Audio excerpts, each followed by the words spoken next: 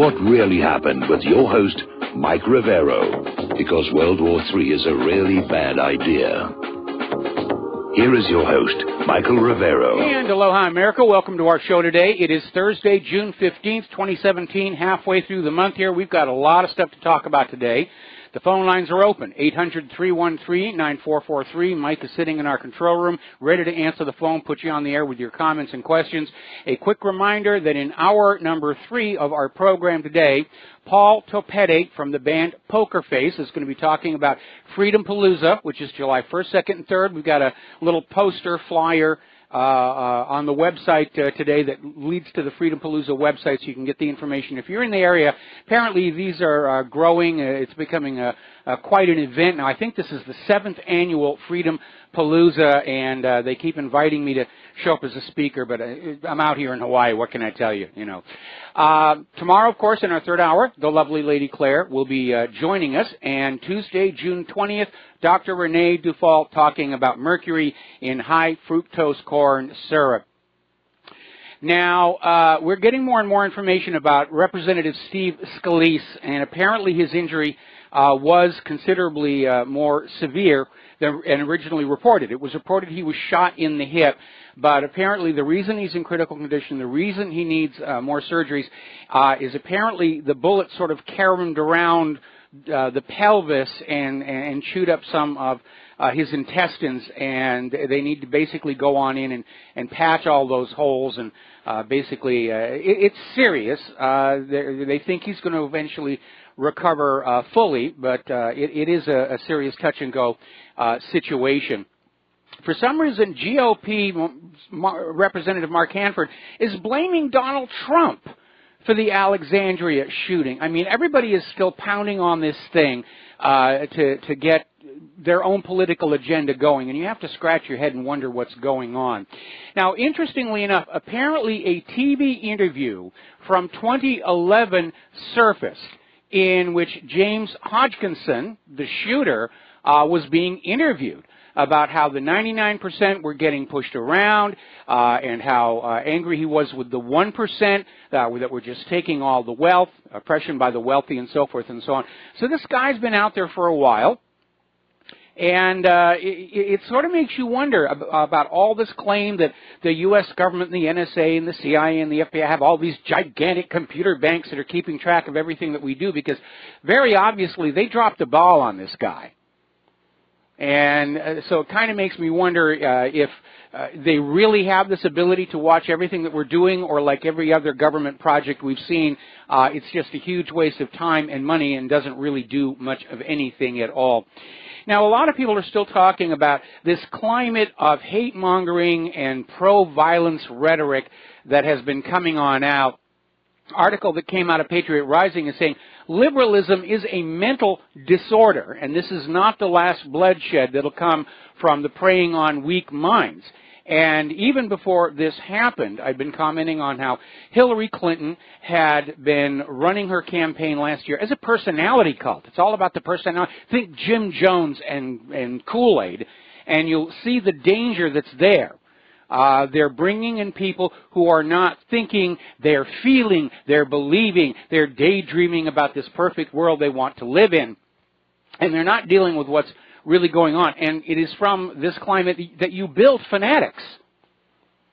And they have been encouraging this along. Now, Representative Jack Bergman is out there saying that the corporate media is complicit in the spreading of this hateful rhetoric that led to this shooting when the GOP representatives were practicing for the charity baseball game.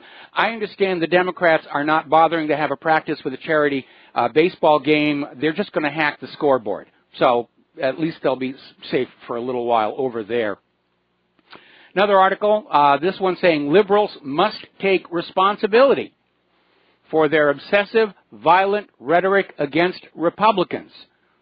Now, that, of course, is very silly. Liberals, and especially liberal politicians, do not take responsibility for anything that they're doing. It's always some lower flunkey's fault, the will of the divine spirits in the sky, or, you know, a mistake. Remember when Hillary said, shoulda, coulda, woulda. What difference does it make now? All right. Remember back on the campaign trail, rather after they lost the campaign, Vice President candidate Tim Kaine, Hillary's running mate, literally came on out and said Democrats should fight Republicans in the street. Well, Tim, you got your wish. I hope it's what you really wanted. 3 days before the shooting, HuffPo called for Trump's execution. Now, Kurt Nemo has an article out there that is touching upon my worst fear and concern right now, that the Alexandria shooting is the beginning of a civil war between these disgruntled liberals and the rest of us. They're not content to live under a constitutional system with elections that they weren't able to rig enough. And they've been talking about violence ever since Hillary lost. And it's a very, very dangerous climate if something is not done to tamp it on down. And if violence breaks out on the street, that, of course, gives the government an excuse to declare a national emergency and suspend the Constitution and the Bill of Rights and confiscate the guns and confiscate the gold and so forth and so on. Shut down the independent media and get rid of all those voices of opposition to the coming world war.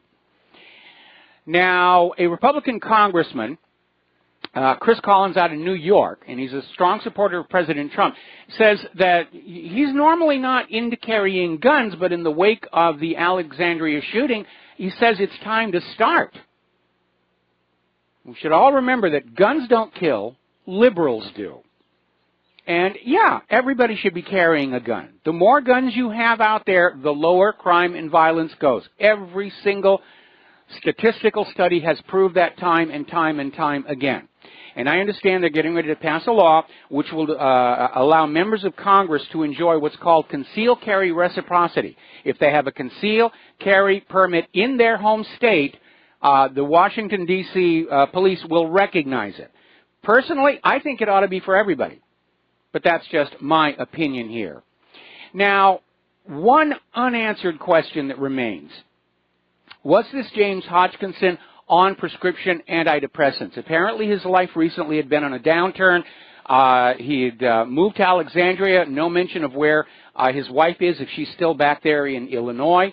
Apparently had a lot of time on his hand. He'd gotten into trouble with his business. He'd allowed his licenses to lapse, and then he was prosecuted for running his business without the appropriate permits. And so obviously a man containing a lot of anger. And I would like to know if he was on these prescription antidepressants. And touching on this subject, we put up a whole bunch of articles, flashback articles, about how bad these antidepressants really are. We had one that said, this is from Daily Mail in Great Britain, experts reveal the pills don't work for most people and could even cause permanent harm. And they're talking about this book, The Sedated Society, that said that in the long run, emotionally vulnerable people should not be given these medications. Another story that came out of the Telegraph, again Great Britain, which seems more forthright in dealing with problems in the medical industrial complex, did a review of clinical trial evidence and found that of 14 antidepressant drugs, only one, fluoxetine, marketed as Prozac, was better than a placebo at relieving the symptoms of young people with major depression. And they found that another drug, venlafaxine, was associated with an increased risk of suicidal thought and suicide attempts. This is not anecdotal evidence. This is being established in real studies. These are very dangerous medications, and right now about 25% of Americans are taking these things. And you have to look at this and say, does this explain the bizarre behavior we are seeing throughout our entire society? Are we drugging ourselves into insanity for the sake of corporate profits in the medical industrial complex? Another story, Daily Mail, doctor prescribed depression pills the patient didn't even need for 20 years, trying to get off of them. It's when you're getting off these things, you are most at risk for some kind of a violent or self-harm incident. Let's see, another story out of The Independent. Again, Britain's media is taking this issue head on. The American media refuses to look at it. Antidepressants can save lives, but they made me want to kill. And they're asking, are some murders linked to these medications?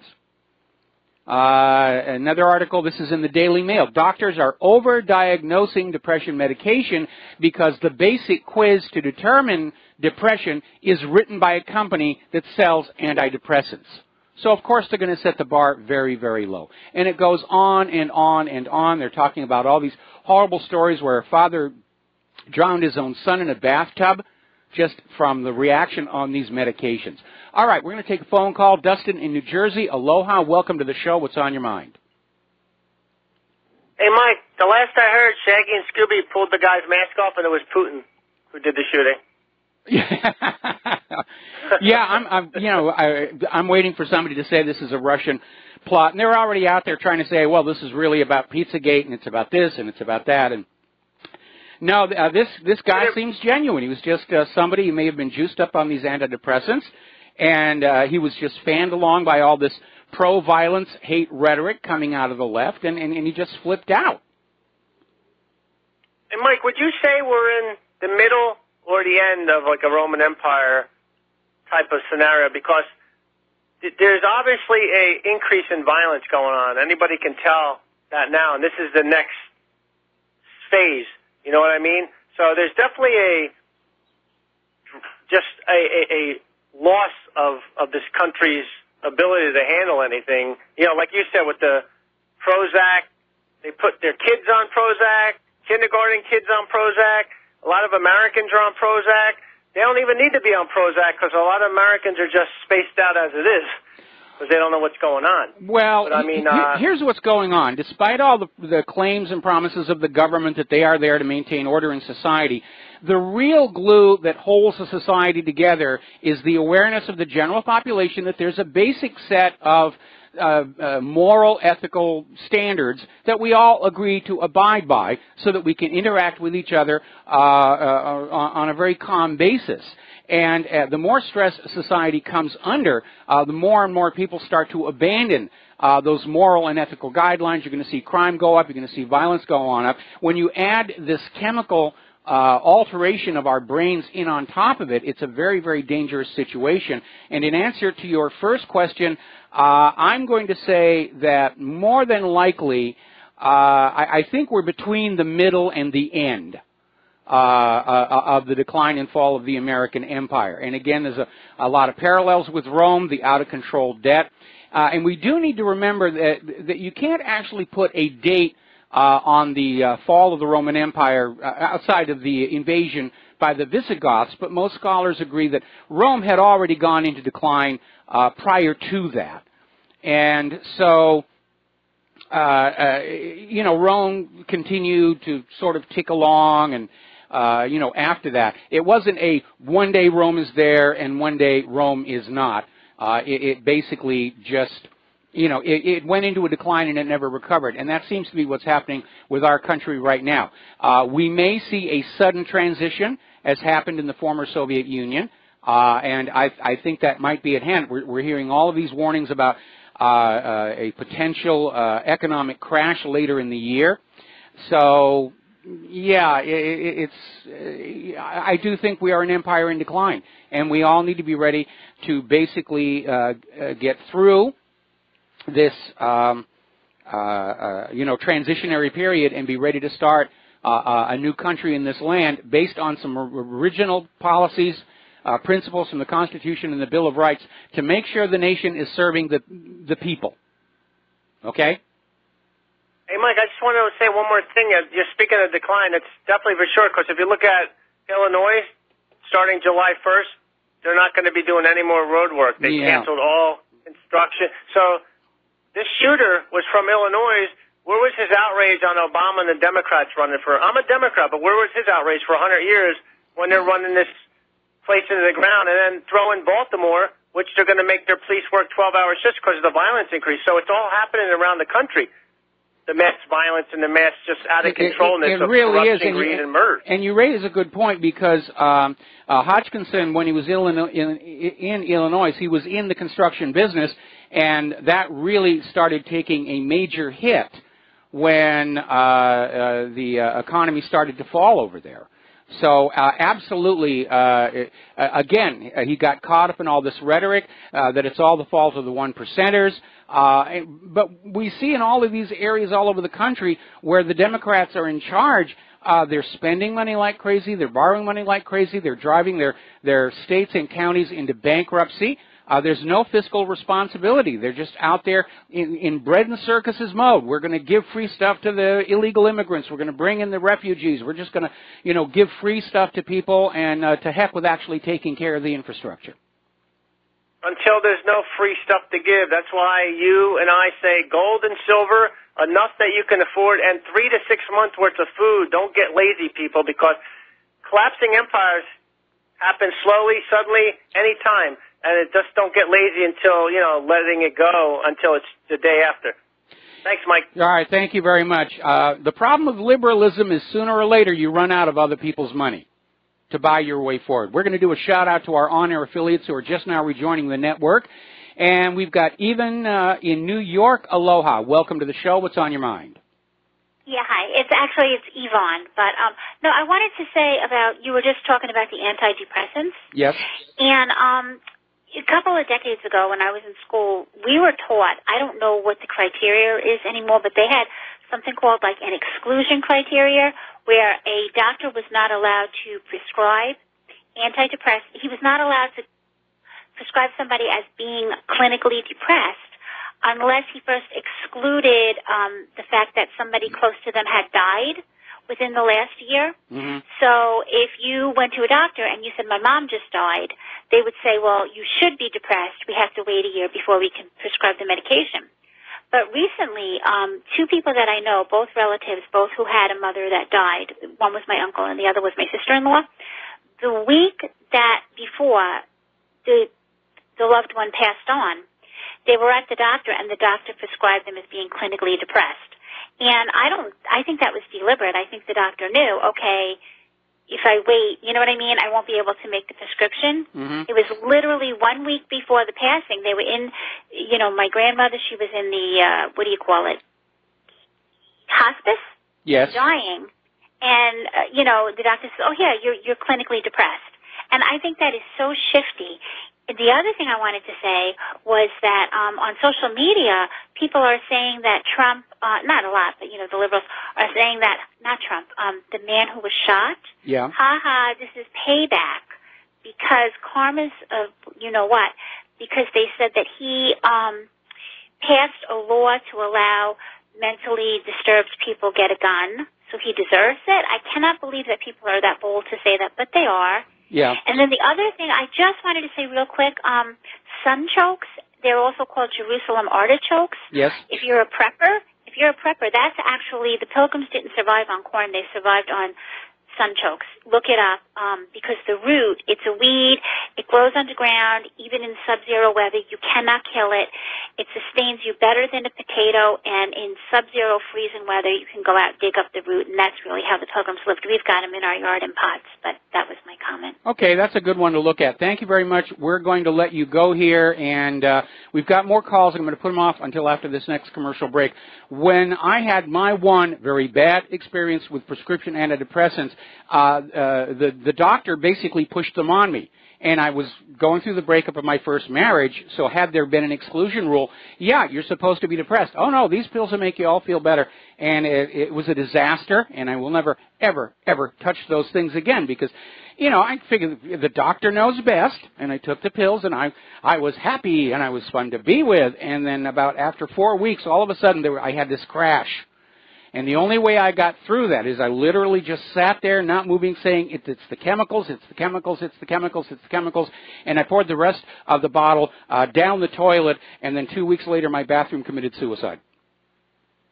So we're coming up here now on a commercial break. When we come on back, we got more callers calling on the shooting and the antidepressants and all these other issues. So please stay tuned, and we'll be back after these words from our sponsors. And aloha, America. Welcome back to the show here. We're going to go back to the phones here. Kyle in Pennsylvania, aloha. Welcome to the show. What's on your mind?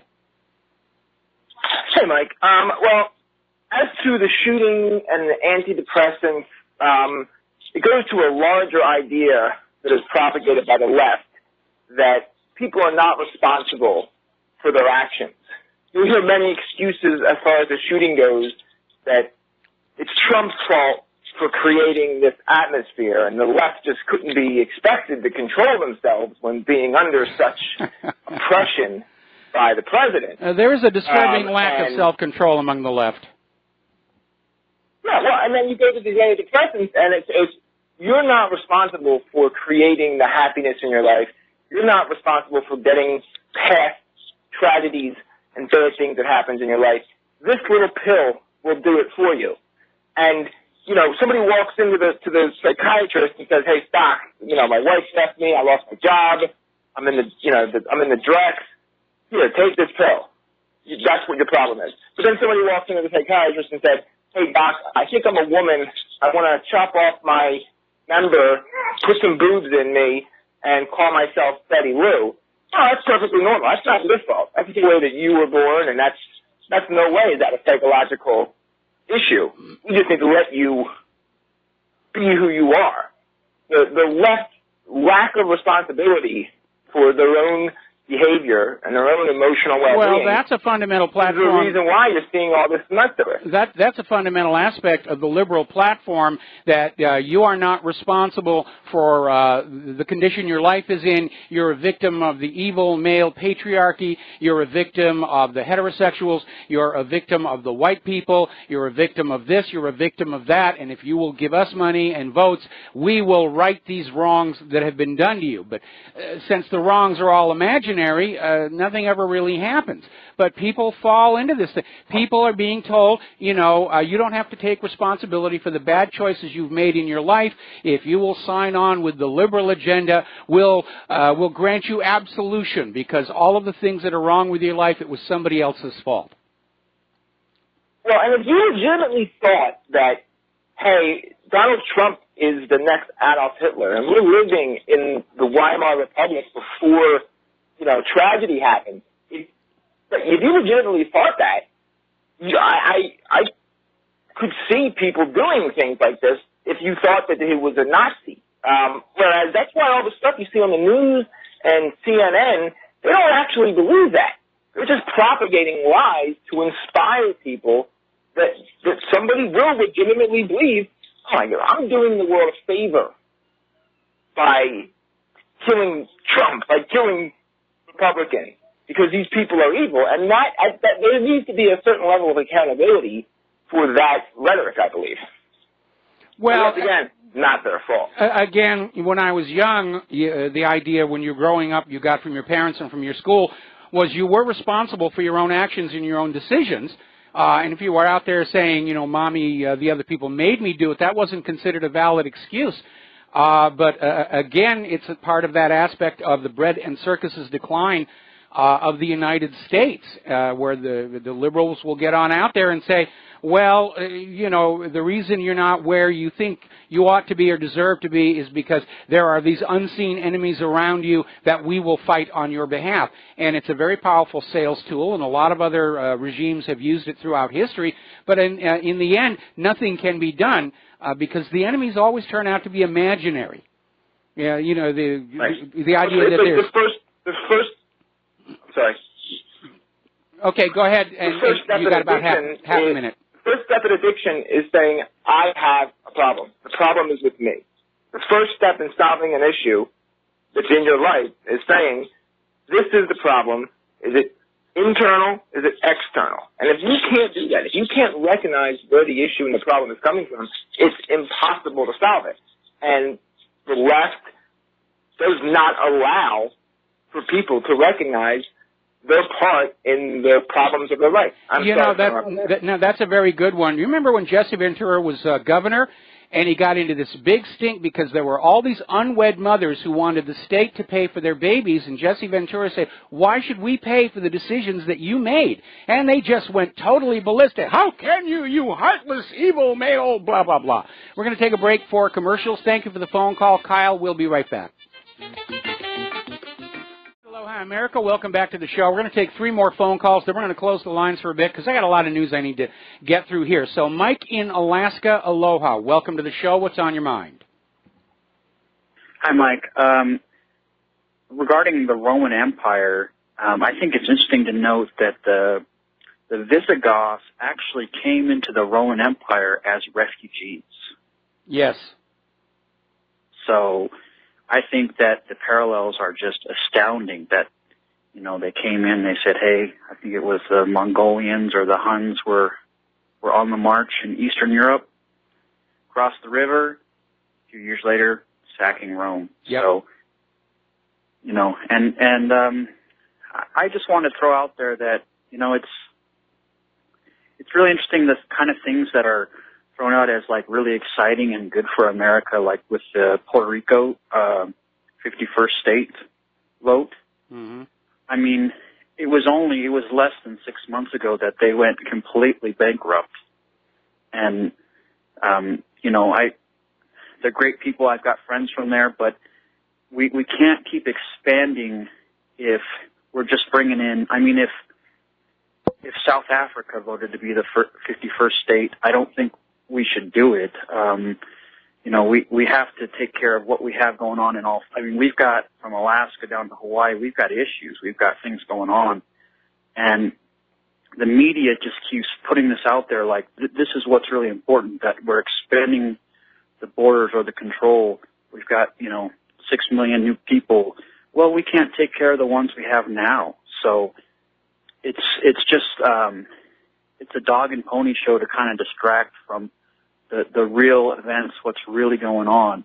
Well, first of all, let me cut in here for a second. The referendum down in Puerto Rico was non-binding. It's a symbolic vote only. And I agree from an economic point of view, and Puerto Rico is still dealing with its bankruptcy. It's not like it went away. From an economic point of view, it would be very, very bad to basically bring in and make our own a huge amount of debt that we're all going to be expected to pay for. But the reason there is so much talk about bringing Puerto Rico into the United States proper is in order to reestablish a power projection point within the Caribbean. Now, prior to the Castro Revolution, the U.S. Had a good solid hand on Cuba. They stationed warships there, like the USS Maine. And the CIA used Cuba as the hub for all of their operations throughout the Caribbean and Central America. But they lost that when Batista fell. And so they're feeling that they want another power projection point in there, and Puerto Rico would do quite nicely. I'm sure CIA's already in there anyway, but the idea of possibly having a more pronounced military presence, because they're very, very limited at Guantanamo. They're constrained by the existing lease. In fact, most people think the only reason the United States has maintained the base at Guantanamo is just to basically, you know, give the finger to the Cuban government. But it really is not a major facility. Most of it, of course, is taken up by all these torture centers and prison camps. But I think from the military point of view, they're eyeing Puerto Rico rather avariciously. Mike, I'm also thinking, you know, it's always darkest before the dawn in some things, and what's going on recently with the shooting and everything, it is scary. You know, I think the listeners are smart, and no one really wants to have any kind of civil conflict. It's not going to be civil. It's going to be very, very ugly. Yes.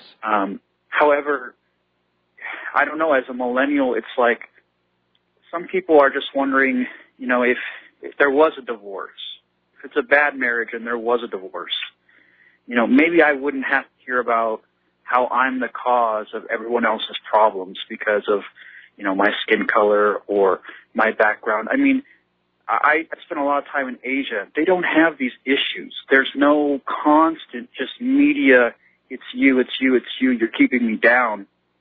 And I don't want any kind of conflict, but the Democrats either have to let that go or now that's their bread and butter.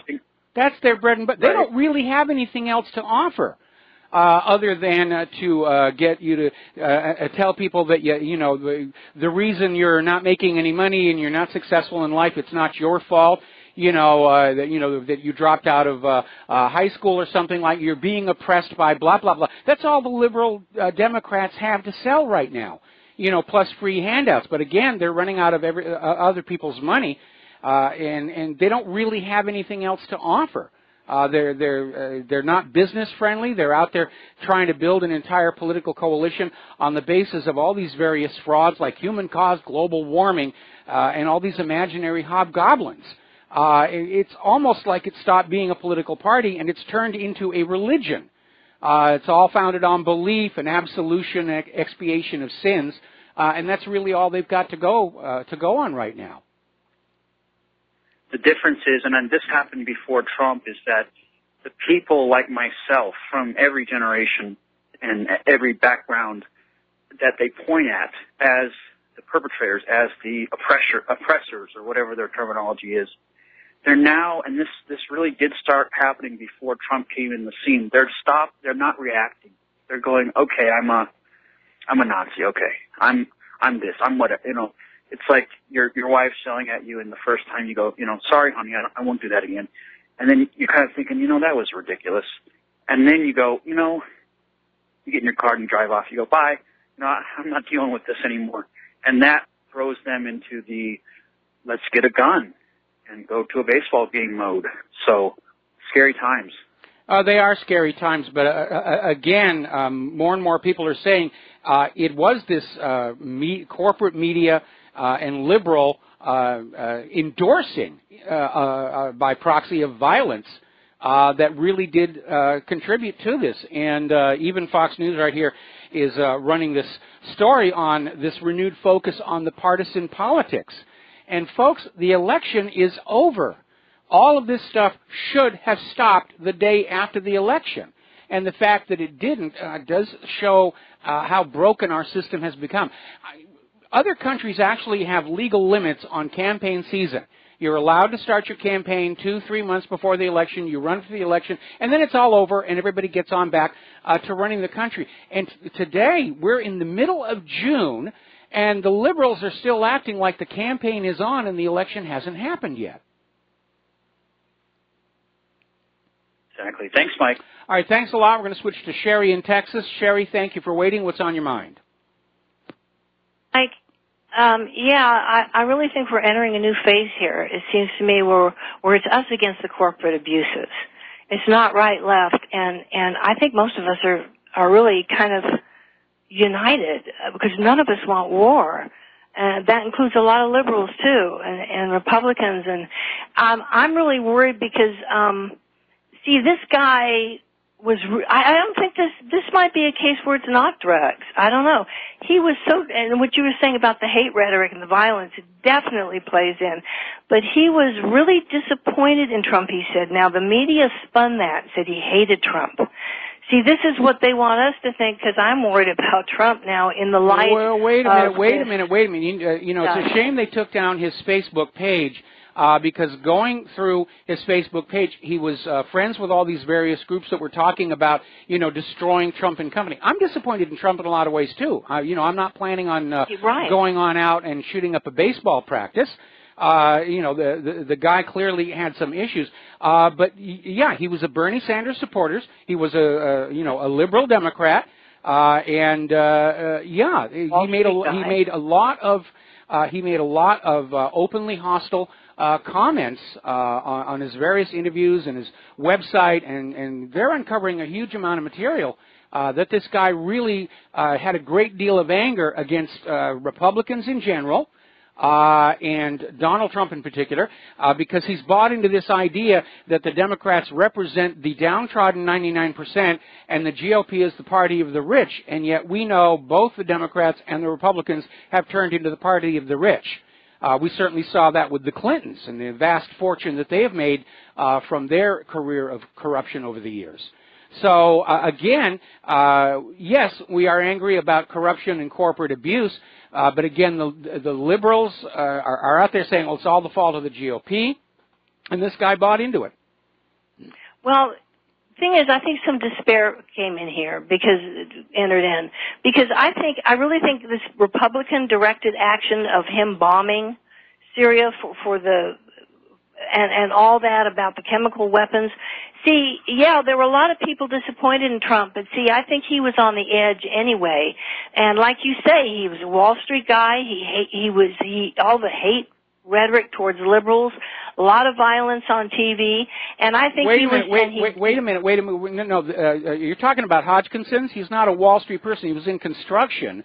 And he was pro-liberal. In fact, again, going back to his Facebook page, there with all these photos of him out there at various... I'm not a Wall Street guy. Occupy Wall Street guy. Okay, all right. Well, Wall Street we needed to clarify I'm sorry. that. Yeah. Yes, I didn't clarify it. He's a Bernie Sanders, Occupy Wall Street guy. He hates what corporations have done. Now, when you look at it, like I say, it's more us against the corporate abuses because, like when Dustin was on just now, that he was saying something interesting and they cut him off. Everyone's complaining that their websites are being crashed. The media, it's like it's a war between us and the corporate media. So many things are happening here where it's like they're trying to get us to think it's a right-left paradigm and that Trump, people hate Trump. But I think they're just fixing to put us in our place, and I think they're really pushing. In other words, the Republicans. We are turning on the Republicans is what's happening, and they don't want it to look at it that way. I don't see people, the population in general, turning on the Republicans, especially after last year's election result. But again, none of this rules out the possibility that this guy was on these prescription antidepressants, because again, I'm disappointed in a lot of things Donald Trump has done.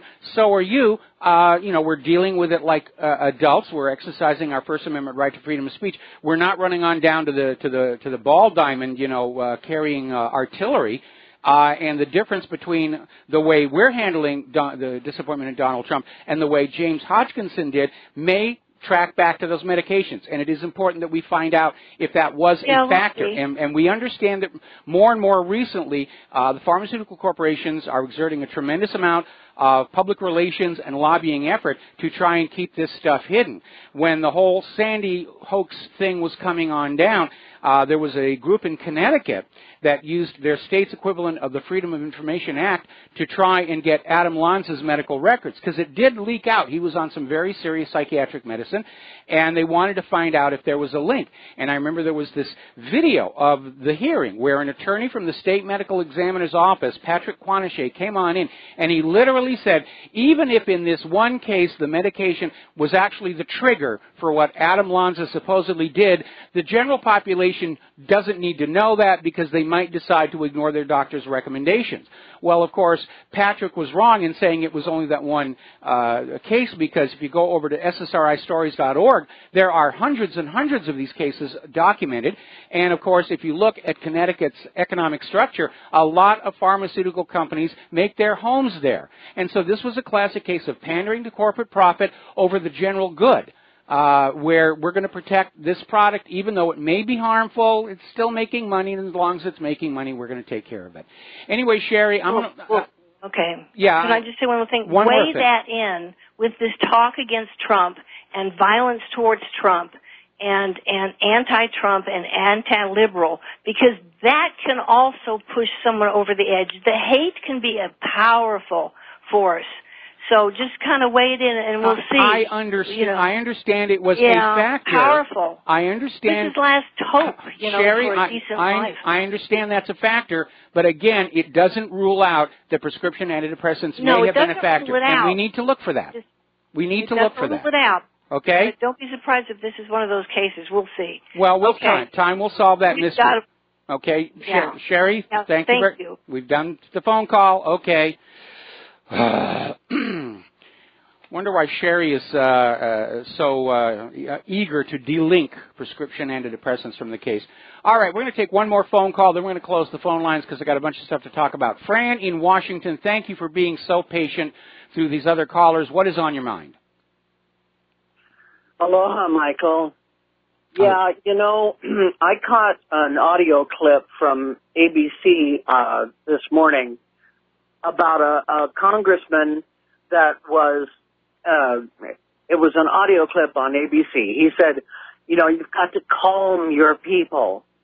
And I'm listening to that and hearing what's not being said. You've got to calm your people so that we can continue lying to them with impunity. And everybody's dancing around this elephant in the room. We are angry because the graft, corruption, greed is all taking precedent over doing what's right.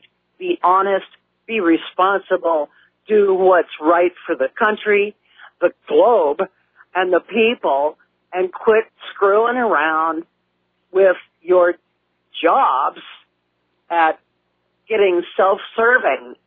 Yes, we are angry because all the Congress critters and the corporations, and who can blame them, are all self-serving. None of the forces that are being in right now, they don't care about us, just like George Carlin said. They don't care about you.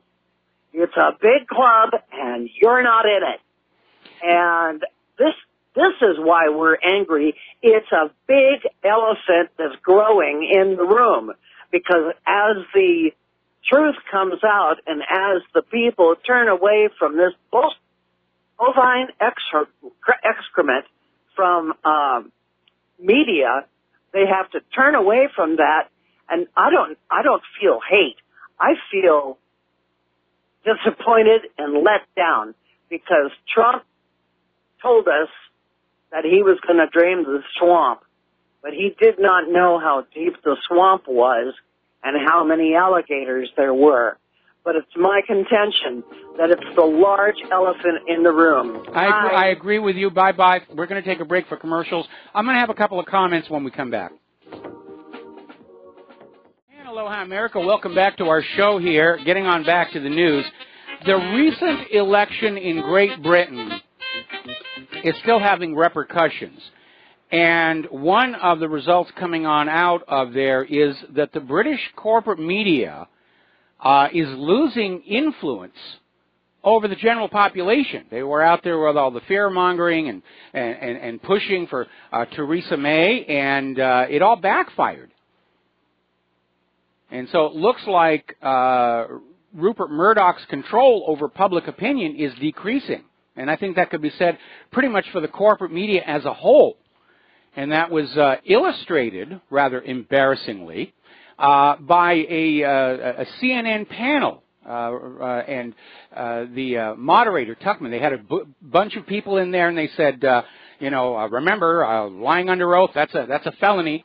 And they went on to say, raise your hand if you believe James Comey lied at the hearings. And to CNN's chagrin, 4 of the 9 panelists put their hands in the air. And then Tuckman said, raise your hand if you believe Donald Trump has lied about the situation. And nobody raised their hand. And it went downhill after that. Now, Russia has responded to all of this with tongue firmly in cheek by offering to grant James Comey asylum, presumably next door to Edward Snowden. You have to love that Russian sense of humor. They always see the humor in all of that stuff. Very, very, very funny.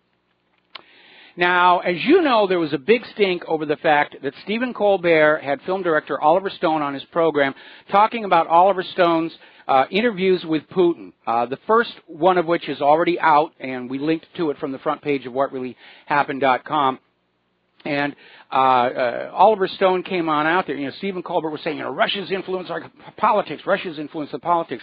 And Oliver Stone said, well, Israel is influencing our politics way more than Russia or anybody else, which triggered a huge argument, which CBS edited out of the broadcast version.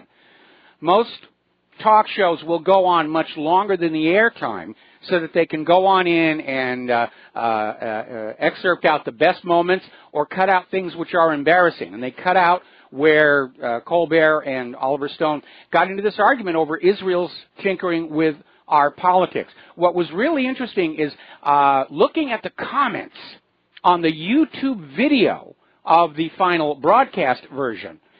You can tell Americans are not buying into this Russia bashing agenda. They're not believing any of this nonsense, and it's still out there. I mean, they're pushing Russia bad as hard as they can. Now, Megyn Kelly has lost almost half her audience in the second week of her show. She actually got beaten out by an episode of America's Funniest Home Videos, and get this, it was a repeat, a rerun. People had already seen it, and they said, we'll go watch it again. Anything's better than Megyn Kelly. In what may be a very telling sign of the times, Fox News is getting ready to drop their slogan, fair and balanced, possibly to be replaced with spun and doctored and bought and paid for. We'll be back after station identification.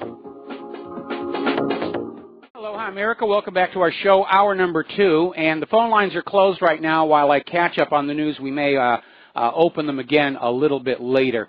So what we're seeing right now is the Russian collusion theory, meme, hoax, fantasy has pretty much collapsed.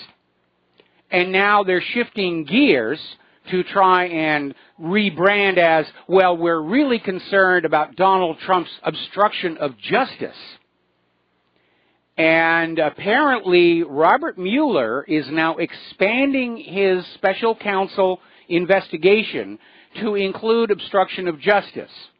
And as you know, there was that very strange report that came on out where Mueller has offered James Comey an immunity deal, which didn't make sense in the context of Russian collusion investigation, but does in the context of obstruction of justice. There's only one problem with that. Special counsels are set up to investigate a specific issue. They're not allowed to go on fishing expeditions. And we know that, first of all, there's a conflict of interest because Mueller and Comey go back a long time together. When Mueller was head of the FBI, Comey was his deputy. And working together, they worked to frame people like Stephen Hatfield for the anthrax letters after 9/11, for which the government was sued for almost $5 million. So they're dirty. They're both of them very, very dirty. And Mueller has loaded up his staff at the special counsel office with all of these known Clinton and Obama supporters and donors. And it's very obviously not being set up to be an impartial, objective investigation. It's a hatchet job. It is a witch hunt. Sean Hannity is out there saying Mueller has to go, and he does. Congress should shut down the special counsel because it was brought about through Comey's leaking of this memo to the New York Times, which forced Jeff Sessions to recuse himself. And it was all based on that now completely discredited dossier of Donald Trump and the prostitutes in Russia, blah, blah, blah, blah, blah, blah, blah. It is a fantasy. It's concocted out of thin air. And I understand and I agree that Donald Trump should not fire the special counsel because the liberal Democrats are going to scream, oh, it's Archibald Cox all over again, it's Richard Nixon. But Congress really ought to shut this down before it turns into another huge embarrassment. Now, Ken Starr, who was good friends, well, not good friends, but he was basically involved in the Clinton scandals all those years ago, he's out there saying that in his eyes, he doesn't see a case for an obstruction charge. This is just more trying to keep Donald Trump so busy dealing with the alligators in that swamp that he is unable to implement his agenda that he promised us during the campaign. So that in 2020, the Democrats can say, well, see, Trump didn't keep any of his promises. Yeah, because the Democrats are just constantly throwing these spitballs at him. And it's making us look weak to the rest of the world. Yes, we're very strong militarily. At least we are told that we are. But other nations are looking at what's going on and seeing the United States as weak politically because it does lack unity. Now, getting over to the war zones, apparently ISIS has collapsed east of Palmyra, and the Syrian army is now advancing toward Deir ez-Zor, and they're making tremendous, tremendous gains. Now, Secretary of Def Mattis is still out there trying to defend all these attacks on the Syrian forces, saying it was self-defense. Those Syrian forces got too close to us. We were afraid we were going to be harmed. And let us not forget, those U.S. forces inside Syria do not have the permission of the Syrian government to be there in the first place. So you can see how ridiculous this is. The U.S. government has effectively invaded Syria, and when the Syrian forces come close, the U.S. government bombs them and says, oh, we're only protecting ourselves. That's like Adolf Hitler invading France and claiming that he's attacking the Allied armies only as self-defense. Now, apparently, the push through to the Iraqi border by the Syrian forces apparently caught some of our military planners by surprise. And Defense Secretary Mattis is saying, yeah, they didn't see it coming. And it was a very bold move because they have literally boxed in the U.S. forces in southern Syria. And the original goal of those forces in that area, they wanted to use Al-Tanf as a staging point for a push into the Euphrates Valley. And now basically the U.S. forces, they're an isolated outpost in the desert. They're ineffective where they are right now. Meanwhile, a Syrian delegation has traveled to Baghdad to discuss joint efforts to secure the border between Syria and Iraq, both in the context of the attempt to carve a new Kurdistan out of it, but more to the point of not letting the U.S. forces cross back and forth willy-nilly. And, of course, applying the same thing to ISIS and Al-Qaeda. We're going to do a shout-out now to our on-air affiliates just now rejoining our network. Now, Secretary of Defense Mattis was grilled before the Senate yesterday. We didn't see it televised because everybody was paying attention to the shooting.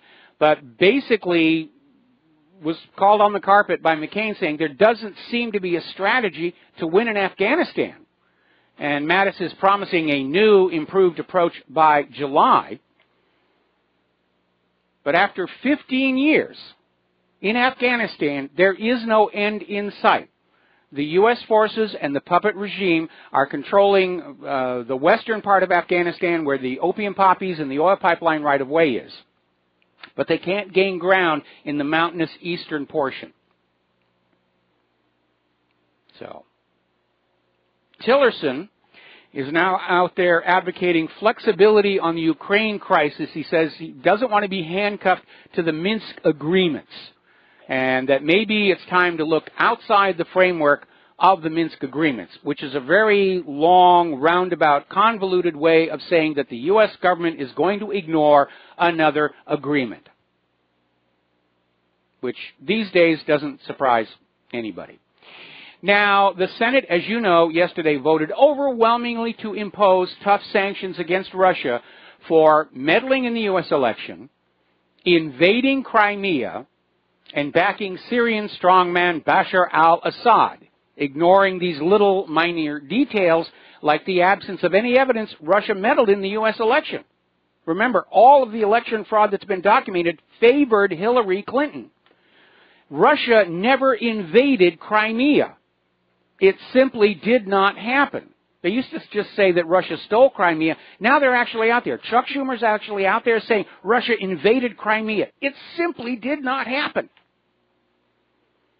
And Russia is not so much supporting Assad as trying to get ISIS out of Syria, just as the U.S. government claims it's there trying to do. I'm beginning to get a sense that Washington, D.C. has become so frustrated at the American people seeing through the lies, they're starting to go into denial. They don't want to know anymore. They've stopped the internal polling. They're just going to go on out there and repeat the lies over and over and over again and hope you'll get tired and say, all right, Russia's the bad guy. Take my money, take my children, go kill Russia. Now, Germany and Austria have come out strongly opposed to the new U.S. sanctions against Russia because Germany and Austria are two of Russia's biggest energy clients in Europe. And they're warning that these sanctions could affect European businesses involved in piping the Russian natural gas and can harm relations between Germany and the United States and between Austria and the United States. In other words, they're pushing the sanctions are pushing these countries away from the United States, which doesn't have anything Germany and Austria really want, and closer to Russia, which has the energy resources they need. So again, we're seeing a ham-fisted move by the Senate that was not thought all the way through to its possible side effects. Now, Donald Trump, in some of his interviews, is out there saying he agrees with Trump that the Russia hacking the election mantra is fake news. Yes, it's fake news. Of course it's fake news. There's nothing coming out of the corporate media that is believable except the sports scores and the weather report, and they're not even all that good on the weather report. Now, getting on down to Qatar, and talking about what's really going on there. Is it really a backdoor to the long-desired war on Iran? Possibly. You need to understand that Qatar and Iran share the world's largest natural gas field. One of Qatar's major exports is liquefied natural gas. And basically, when you go back to May 21st, when Donald Trump was speaking to the Gulf leaders in Saudi Arabia, he was talking about the threat to the petrodollar from China and the yuan. And the more and more they push on these countries, the more of these countries that have the oil and gas are turning away from the West and the dollar, and they're realigning with the East, with Russia, the ruble, and the yuan. And that's what they're trying to stop. That's what all of this blood and carnage is all about. It's an argument over which brand of ink and paper the world is supposed to use for the next 100 years. It's a stupid reason for a world war. But that's how they're thinking. Meanwhile, Iran has succeeded in sending 500 tons of food supplies into Qatar. And again, what has really put the wrinkle on all of this, notice that Saudi Arabia has not invaded Qatar yet, even though Qatar has told Saudi Arabia to take their list of 10 demands and stick it where the sun don't shine.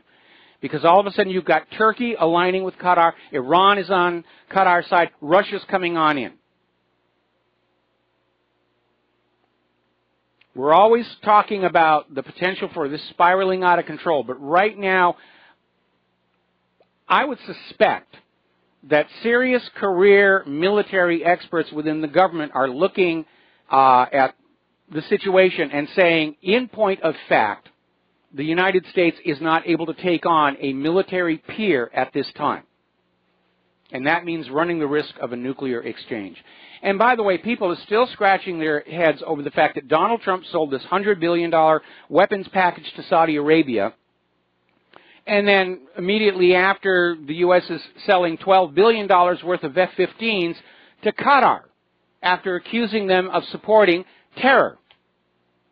Well, because, you know, accusations of terror, that's politics and that media, but $12 billion worth of military-industrial complex, we're not going to turn that one down. And so here we are, the U.S. literally trying to get a war going between Saudi Arabia and Qatar and selling weapons to both sides.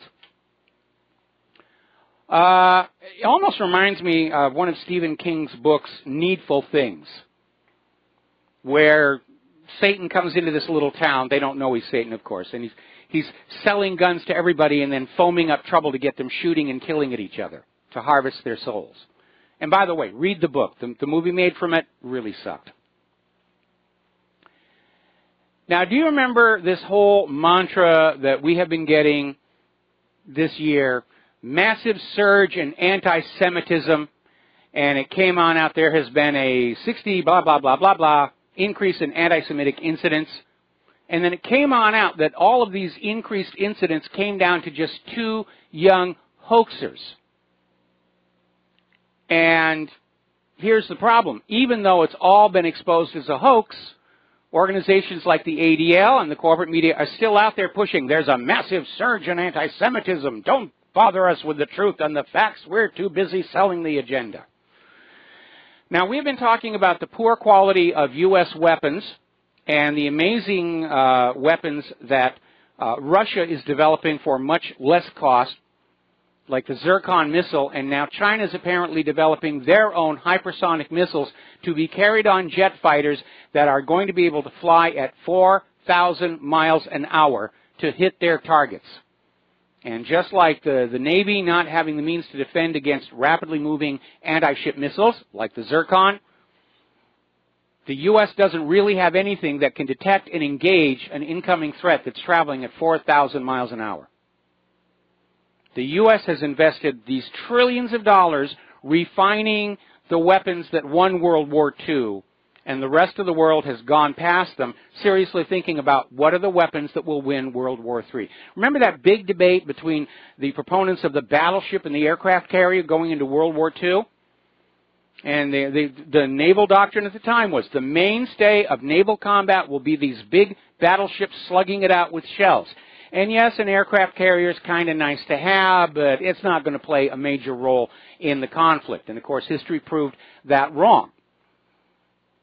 And unfortunately, that same institutional inertia seems to be infecting our military thinking right now. The focus is still on the aircraft carriers, even though most military experts are saying they're now very vulnerable because other countries are developing weapons specifically designed to identify, target, and get in on an aircraft carrier past its defensive screening.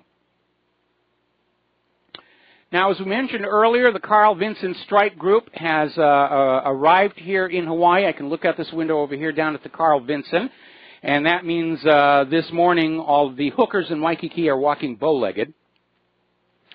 They are supposedly going to have tours on the Carl Vinson. I'm trying to find out how I could get permission to get on board there. I've been on a lot of different ships. I've never actually been on a real aircraft carrier. That would be cool. I'm opposed to war, but let's be honest, they got cool toys. All right, so let's move on here to the economic news. Very interesting article that came out from a deviant investor called Falling Rocks in the Promised Land. And it's a very creative, artistic title. But what the article is really talking about is we have seen time and time again in the economy over the past several years, there'll be bubbles. So the mortgage bubble, the car loan bubble, this bubble, that bubble. They're saying the danger right now is that we're having everything is bubbling up at the same time. They're calling it the everything bubble. And that when it bursts, that could be the trigger that's going to bring the crash everybody's been warning us about. Apparently, in Europe, their banks are facing a 4.7 billion euro fine collectively after the General Data Protection Regulation comes into force. This is coming from data security solutions firm All Clear ID. Apparently, they are not up to standard. They're not playing by the rules. Somebody didn't want to sign a check here. Wells Fargo has now been accused of making improper changes to mortgages. Bank of America has started laying off employees. They won't say how many are going to be let go. These are all very, very bad indicators. Now, as we head into the Brexit negotiations, the European Union is preparing the legal mechanism to basically take over London's extensive trading business with euro derivatives. I think if the London financial people are smart, they will not oppose this, because the derivatives market globally is a disaster waiting to happen. And I think London might be very well off to just say, sure, we'll send it to Paris and the EU, cut their losses before it comes apart. Meanwhile, Greece is on the brink of bankruptcy. The Eurogroup president is saying they refuse to agree to debt relief. There's not going to be a bailout anytime soon. Greece is refusing to go along with all the demands placed on it, including more austerity on the people and the privatization of Greek public assets, which I don't think the government of Greece legally has a right to sell. All those public assets are paid for by the taxpayers. The taxpayers collectively own them, and only the taxpayers collectively can agree to that sale. But we're seeing it all over the world. Here in the United States, taxpayer-funded assets are being sold by the governments into private corporate hands. And I don't think that's legal. I really do not think that's legal. Meanwhile, Nike has announced 1,400 layoffs as discretionary money dries up, meaning people don't have the money to go on out and buy a shoe that's twice as expensive because it has a swoosh on it. That kind of gratuitous decoration doesn't last in a stressed economy. We'll be right back after these commercials. Aloha, America. Welcome back to the show here. And we're just getting a detail. Remember when the shooting happened yesterday morning and the media was already out there saying, oh, he had an AR-15, an AR-15. Well, it turns out, once again, the media did not have the story correctly. The shooter was using an SKS, which is a gun that precedes the AK-47 by about 4 years. He also had a 9mm handgun. So there was no AR-15. Once again, the media is out there demonizing the most popular rifle in America, and rather gratuitously. Now, getting on back to the economic news. Yesterday we reported on how Sears Canada is saying they're not going to be able to continue their operations up there, and today we're finding out that Sears Canada has hired a bankruptcy advisory firm, the same one that represented Target Canada in its insolvency proceedings. Another bad sign there. Over at the Huffington Post, they laid off 39 staffers yesterday, and apparently this was because Huffington Post is owned by America Online, which was just acquired by Verizon. So a lot of mergers, acquisitions, and paring down here. If you're a fan of the Cheesecake Factory, you might want to cash in those little gift cards real soon, because apparently their sales have slid, part of the restaurant decline in general. And again, when your economy is starting to go bad, restaurants are often one of the first sectors to really feel the pain, because people don't have the money to go eat out anymore. They go to the grocery store, or they're growing something in the backyard, they stay at home and they cook it. Apparently, the credit rating for the state of Illinois could be set to junk status within the next 2 weeks. And as one of the callers at the first part of the show mentioned, Illinois is going to cease all road work the 1st of next month, July 1st. They're just canceling all of the contracts. So look for Illinois roads to get worse. Gosh darn those Republican... No, wait a minute. The Democrats are in charge of Illinois. That's right. The Democrats are in charge over there. Now, there is a warning being sounded out of concern. As you know, our railroad system is very important. And apparently, the U.S. rail companies are literally importing their boxcars, their rail cars, from China. And part of that is because the Chinese government subsidizes their companies that produce railway rolling stock. Well, if Donald Trump wants to bring jobs back to this country, I think this would be a really good way to do it, to basically impose import tariffs on imported Chinese rail cars and start cranking up the factories in this country that know how to make it. We're not talking a high-tech item here. It's just big iron. And this might also lead to the reopening and revitalization of some of the domestic American steel mills as well. We're going to take a phone call here. Ramsey in Canada. Aloha. Welcome to the show. What's on your mind? Hello, sir. Yes. Sir, I have a question. I want to say something, then I ask a question. Regarding the shooting, sir, I think what happened was all planned up, like for a long time. And that guy, I've heard that he was working with people from the SPLC. This is kind of a bad phone connection. Can you speak a little bit louder so we can hear you? Yeah, sorry. Is that better? Much better. Okay.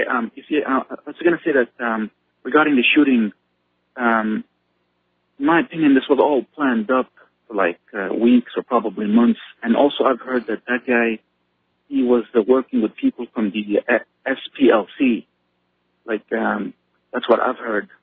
Like that guy just woke up one morning and did this. I don't buy that. Like this was all planned up.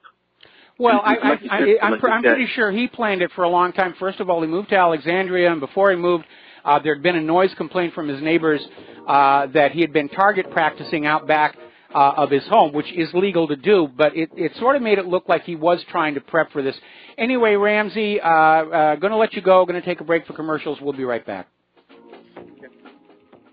And aloha, America. Welcome back to the show here, and I'm looking over at Fox News, where they're confirming that Robert Mueller is shifting the focus of the special counsel office away from the Russian collusion idea, which has collapsed for lack of evidence, and now they're pushing that obstruction of justice charge. Even though Comey said under oath he was never asked or ordered to alter any investigation. This has just reached the point of silliness. All right, getting on back to the economic news, because we're coming up on the top of the hour, and Paul Topetti from Poker Face here. Article that came out of Blacklisted News warning that when the economy starts to really come apart, which at this point seems to be inevitable, that already the liberal Democrats are getting ready to sell the idea that this is all Donald Trump's fault, that the economy was just absolutely beautiful and recovering, and everybody was happy, and this was a land of plenty right up to the end of last year, and as soon as Trump took over, it just all went to heck in a handcart. And we made that prediction last year. I said, Trump needs to be very careful. I mean, I know he wants the job of president, but he's going to be president during a big economic crash, and everybody's going to say it was all his fault. It's all like Herbert Hoover.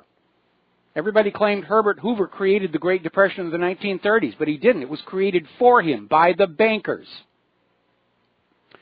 More bad news for the cable TV industry. Almost half of all remaining cable subscribers are indicating they're ready to cut that cable. And I can understand why. Nothing but reruns.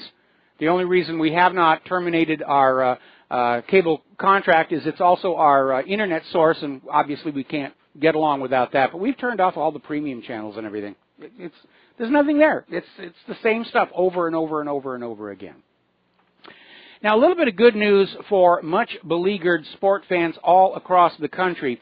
Apparently, Congress is considering a new law that is going to impose strict limits on local governments using taxpayer funds to build professional sports stadiums. And they made an illustration of the fact that when New York City agreed to build a new stadium for the Yankees, they partially paid for the project by issuing more than $1.6 billion in municipal bonds, which means that the Red Sox fans in Boston ended up indirectly paying for their rival's new home. And that hardly seems fair. I mean, when you look at these professional sports teams, they're owned by billionaires. Why can't they build their own sports stadium? Now, apparently a new law has come into effect in Nevada, basically making it a free trade zone for Bitcoin and other blockchains. And apparently Nevada wants to become a hub for blockchain startups, and is basically trying to set up this free trade zone to sort of encourage this as a new business to possibly diversify away from the casinos. Because, again, as the economy declines, the gambling casinos aren't doing very well. The Las Vegas shows aren't doing very well. In fact, just like the car dealerships, where you're seeing ads for cars at extremely low prices, you're seeing these ads for the Las Vegas resorts where they're practically giving those rooms away. However, we do need to have a little bit of a caution. Story out of Natural News talking about the recent Bitcoin flash crash, underscoring that Bitcoin is not really a store of value. It's a virtual currency. It has no real backing or foundation to it, similar to the Federal Reserve note. It is wide open to manipulation.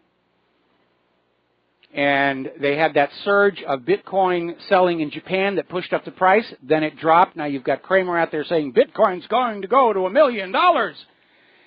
And that right there tells you that this is something that is open to shenanigans.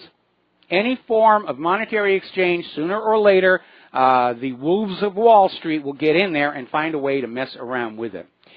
Meanwhile, Angela Merkel is trying to deal with some of Europe's out-of-control debt by asking the G20 to impose a global tax on the Internet, where every keystroke, so much goes to the G20, who will then spend it on themselves. And, of course, once they start taxation on the Internet, they can use targeted taxation to go after, for example, the independent media. For example, let's say they put a $5,000 tax on running a website. And obviously websites for stores, governments, media corporations could afford that. 1- and 2-person operations like whatreallyhappened.com, there's no way we could do that. If I had $5,000, I'd be buying a newer car right about now. Meanwhile, the U.S. is blocking Chinese investment, or they're thinking about blocking Chinese investment in artificial intelligence companies here in the United States of America. They're concerned that China may acquire the technology and take the lead away from the United States. Not that I think we have the lead over here. But, of course, no such restriction applies to Israel. They can come on in and invest in America's top IT companies and then move them to Israel. That's what they did with Intel. So again, one set of rules for Israel and another set for everybody else. All right, we're going to go ahead and take a phone call. Steve in California, aloha. Welcome to the show. What's on your mind? Well, when you mentioned the sports stadiums being built by the taxpayers and the billionaires having it all funded for them, I mean, that's a clear example of corporate fascism right there. And that's been going on for a long time, and I don't know why that continues, that these billionaires who own these teams keep pushing it off and getting away with you and I, building the sports stadiums for them. It's just, this is going on forever. Yeah, it has been. And obviously, these billionaire owners of these professional sports teams are very good friends with the local politicians. I imagine they're very generous campaign contributors, and that's part of the factor as well. But looking at the actual economics of these stadiums, very rarely do they ever pencil out. I mean, the justification given to the population is, we're going to spend taxpayer money on the stadium, and it's going to bring all kinds of new economic activity to our community. Well, the community is going to be going to the stadium, but unless you have like a World Series or final game, where a lot of people are flying in from other places to come on in, it's really not new economic activity, it's just redirected economic activity.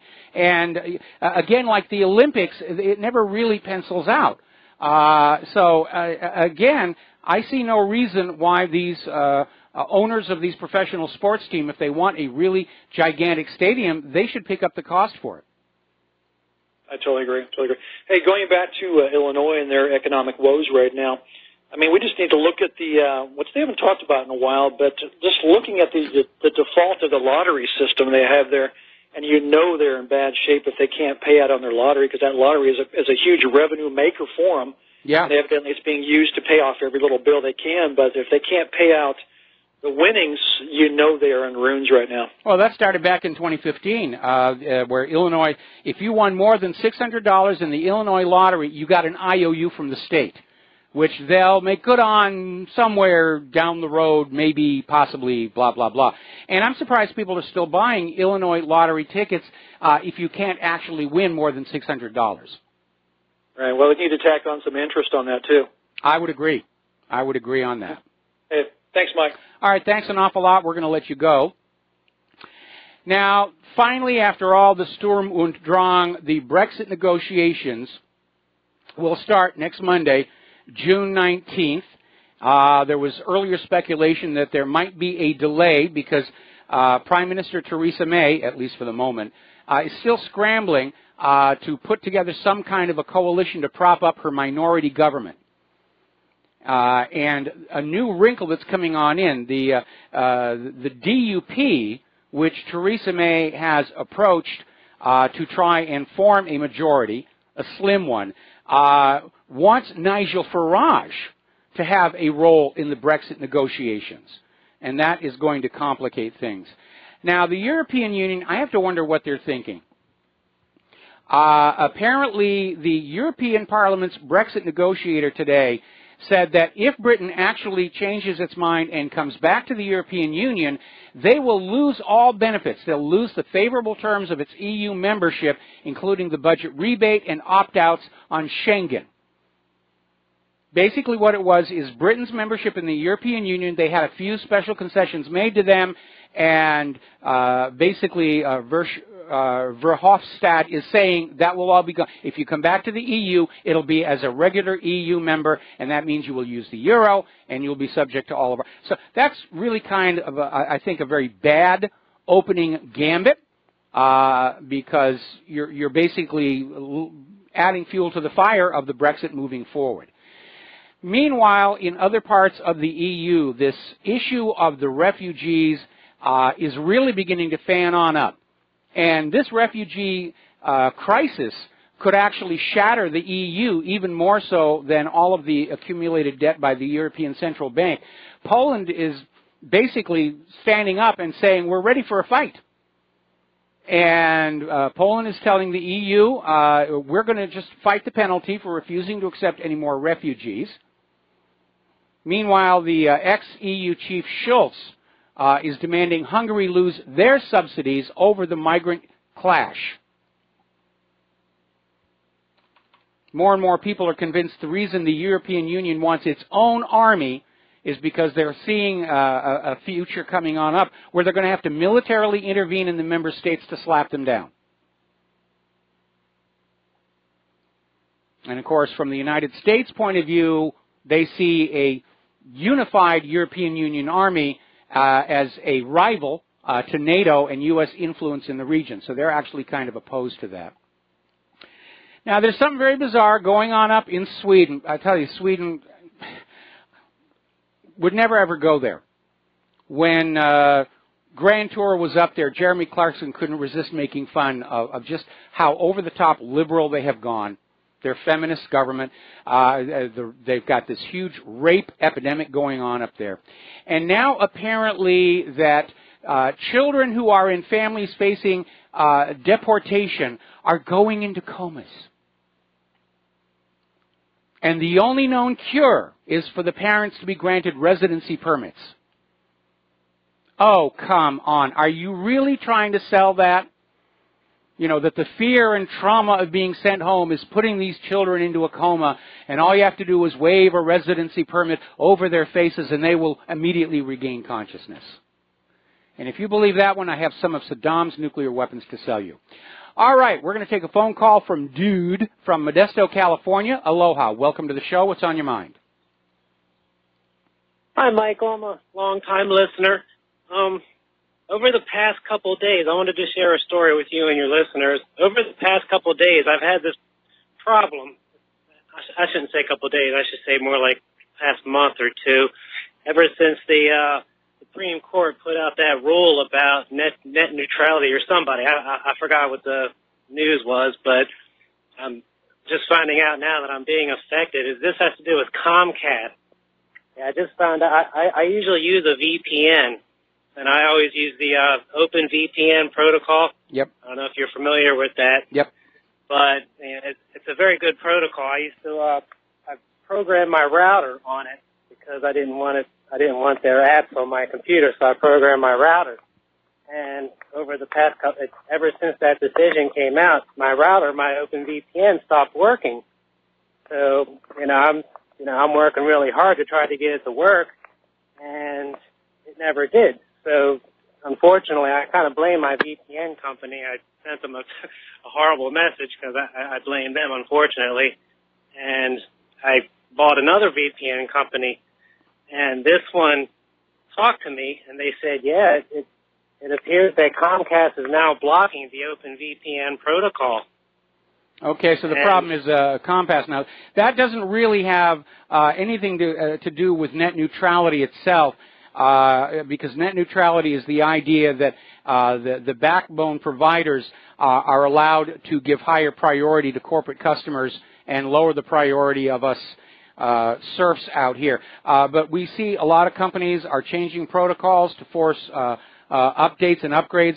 We're going through this big thing right now where Skype has announced that many of their platforms for certain, many of the Skype versions for certain platforms like the Windows Phone and everything will stop working the 1st of next month, and so people are scrambling to deal with that.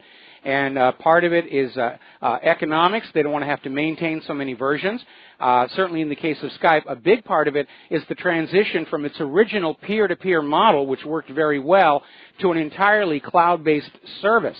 So all of those versions of Skype that were still trying to work as peer-to-peer, they have stopped working, and you have to have everything go through the cloud, which means don't say anything really incriminating or embarrassing on Skype anymore because somebody might be listening. True, but it seems to me that the reason why they would, and the reason why I came to that conclusion is I looked at an article, a Best VPN article, and they said, yeah, ever since, and the article says, ever since that decision that, they are blocking the Open VPN protocol, and my feeling about that is the Open VPN protocol is basically to protect your privacy, or that's why I use it. It seems like one of the better protocols for that, and it just seems obvious to me that the reason why they would want to do that is because I guess they want to look at your content, and they want to sell your content. That could very well be. I know that ever since Spectrum took over Oceanic here on Oahu, they have sold my local email address to all kinds of advertisers. I'm just being flooded with all of these emails, the ads to my local email address for things I would never have any possible use for, but it's just a blanket blast of the advertising stuff, and I have to go through every one and unsubscribe, and it's just been a real pain. But again, they're all struggling for market share. We know that cable subscriptions are down, and at this point, anything that makes money is going to be seen as good, and to heck with whether it angers, annoys, or inconveniences the end user. And I really do wish that the cable TV industry had been set up to allow for competition instead of these franchise areas being granted where if you live in that area, you only have one choice of a provider. It's basically a licensed monopoly, and monopolies always wind up being abusive to the consumer. Yes, that's true. That's true. I just wanted to tell your folks about that, at least. If they're using the Open VPN protocol, Comcast is blocking it. All right. Well, thank you for that information. We've got to take a break for commercials. We'll be right back. And aloha, America. Welcome back to the show here. Earlier in the show, I made a joke about never trust anything from the corporate media except the sports scores and the weather, and they're not very good on the weather. Yesterday at this time, the forecast for today was clear, sunny skies, and we've got thunderstorms coming in. So I think it illustrates my point. Getting on back to the issue of immigration, out in California, La La Land, they're defying the federal mandate to expand the immigration detention centers. California is, I guess the phrase would be, an open rebellion against the nation's immigration laws, and frankly, I think it's time for the governor and all of these politicians who are behind this to be brought up on Title VIII violations, because it is illegal to offer aid and comfort or transportation to people who are not legally supposed to be in this country. Now, everybody is still out there arguing against Donald Trump's border wall, saying it's going to cost $20 billion to build that wall. In 2016, the cost of taking care of all the illegal immigrants in this country was $116 billion. It doesn't matter what the wall is going to cost. It's going to be far less expensive than maintaining this open border situation. Now, here in Hawaii, they're unfortunately cracking down on the homeless population. They actually have put out this law making it a crime to sit in one place for too long or to lie down on the ground, which is silly in a vacation resort where people tend to lie on the beach and lie on the grass and all the rest of it. But apparently, two of the most volatile homeless camps on Oahu were dismantled earlier this week. Where do they think these people are going to go? We're an island. We're in the middle of the Pacific Ocean. It's not like they could walk any place else here. Of course, we got this big, gigantic warship out there in the harbor. I'll bet that would hold all of Hawaii's homeless inside. So let's talk about the Grenfell Tower, which is a horrible tragedy and an illustration of politics run amok. And by the way, the building did burn down to the frame, and it is still standing. A little reminder that something very wanky about Building 7. In fact, all three buildings over at 9/11. Attention is now being focused on the cladding on the outside of the building. Apparently, it was a very inexpensive polystyrene-type plastic, which we know is flammable, and it went up like a matchstick. And apparently, the city council was advised not to go with this cladding because of the potential for fire, but they went with the cheapest bid. Now, Theresa May is calling for a public inquiry. They're now saying that by the time they're done cleaning out this building, there may be as many as 100 people dead in that building. There was this horrible video that was live streamed from a cell phone by a mother who apparently did not succeed in getting out of the fire.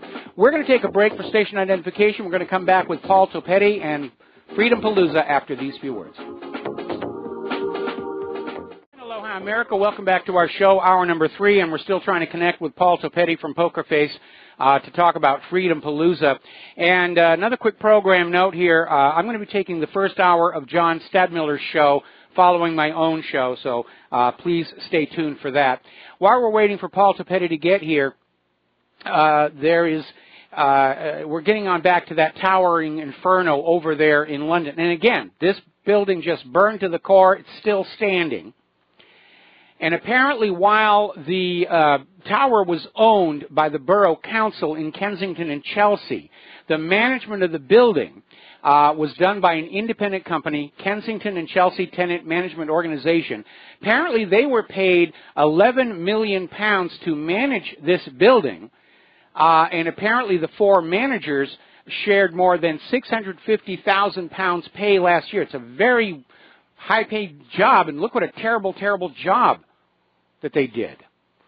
Now, Jeremy Corbyn is under fire for basically, he's accused of politicizing the London fire by pointing out how the Tories have been cutting the budget for various safety inspection, local authority funding to allow for safety inspections and oversight. Okay, we're going to have Paul here in about 3 minutes, I understand. Now, here's an interesting story. Apparently, there was a blogger who went public warning that warned the Royal Borough of Kensington and Chelsea of the dangers lurking in the tower, and he was literally threatened by local officials to stop writing about the threat. All right, we're going to take one phone call while we're waiting for Paul Topetti. Rick in Arizona, aloha. Welcome to the show. What's on your mind? Yeah, thanks for taking my call, Mike. I think Kramer is trying to unload his Bitcoin because he knows that the war on terror will stop blockchain currencies. What do you think? Could very well be. And again, looking at some of the things Kramer's done in the past, like Lehman Brothers, where he was screaming everybody should buy it just before it imploded, I think that anybody who's in that kind of financial media position, I think investors need to know what they themselves are invested in, because there's going to be a bias there. Kramer could very easily be using his show to manipulate stocks that he himself is either buying into or selling out of. And I think it's definitely worth a look. Just one thing, if you want to buy these blockchain currencies, you got to remember they provide anonymity in exchanging money. And the Patriot Act is all about stopping that. I mean, you can't even take out a $2,500 money order out of a bank without notes being taken on it. So they're not going to let you exchange money privately and anonymously. That's going to come to an end. They'll find a way to crush it. Oh, they'll just declare it illegal. I mean, we're already seeing the push coming out of the Federal Reserve. They want to not only ban all cryptocurrencies, they want to ban cash. They're literally trying to get to a world where you are required by law to use their Federal Reserve notes, which you will borrow at interest. It's a repeat of King George III's Currency Act, which is what led to the American Revolution. One of the things that led to the revolution. Okay, Mike, thanks a lot. All right, thanks an awful lot. We're going to let you go.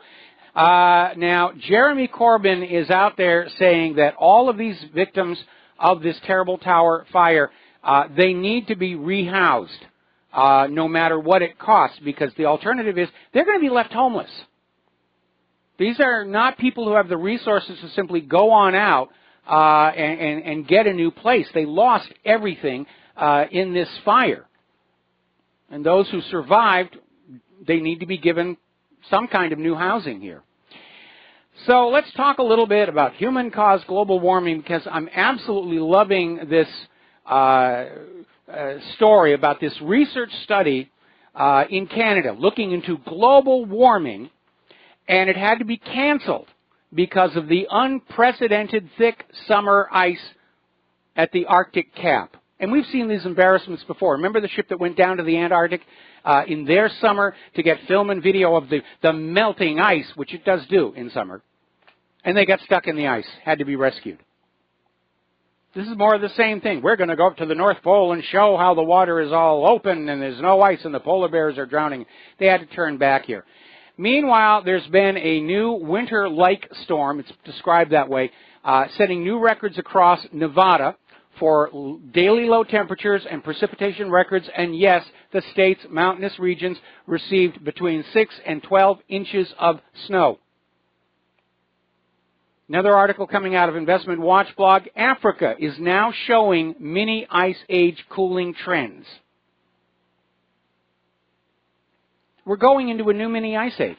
And again, the global warming people are in a bit of a bind. They're trying to rebrand as climate change, but the goal is still taxation of carbon dioxide. Well, if carbon dioxide is warming the world, yeah, maybe kind of. But if the world is actually getting colder, you need more carbon dioxide, not less. We're going to do a quick shout out now to our honor affiliates rejoining our network. And joining us on the air now is Paul Topetti from the band Poker Face to talk to us about this year's Freedom Palooza. Paul, thank you for sharing time with us. Michael, always a pleasure, sir. It's always a blast just listening in on the phone call as I'm getting ready to speak with you. Just everything that you talked about is just crazy, from the tower to cryptocurrency getting squashed to everything going on. But anyway, the Freedom Palooza this year is going to be July 1st, 2nd, and 3rd. It's going to be in Quakertown, Pennsylvania. It's a new location since the bank took Johnny Mac's place.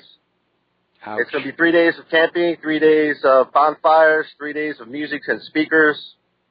Some of the names that are coming this year will be Ken O'Keefe, talking to us about the Palestinian issue. We have Rudy Dent, who's a fireman from 9/11. We have Sarah Devonshire. She is an SRA victim, generational. She's going to be talking about Pizzagate, Pedalgate. We got Lieutenant Greg Grinchek. He's going to talk about what's in the tunnels down below that he's been guarding and watching. We got Payman Montahade. He's going to talk about American Freedom Law School and how to save your money from the IRS. We got Kirky's coming to talk to us about the militias under the Trump administration. Brother, we just got great speakers and music from Poker Face, my band. We got Miners Keeper, The Tank, and I guess like a dozen singer-songwriter acts coming. But it's $20 for the day, $50 for the weekend, includes camping, and the safest place to be. Come join us. It's family-oriented. Freest place for free speech. Well, can you give us just an overview of the whole history of Freedom Palooza? Because this is, I think, the 7th one. 7th year, yeah.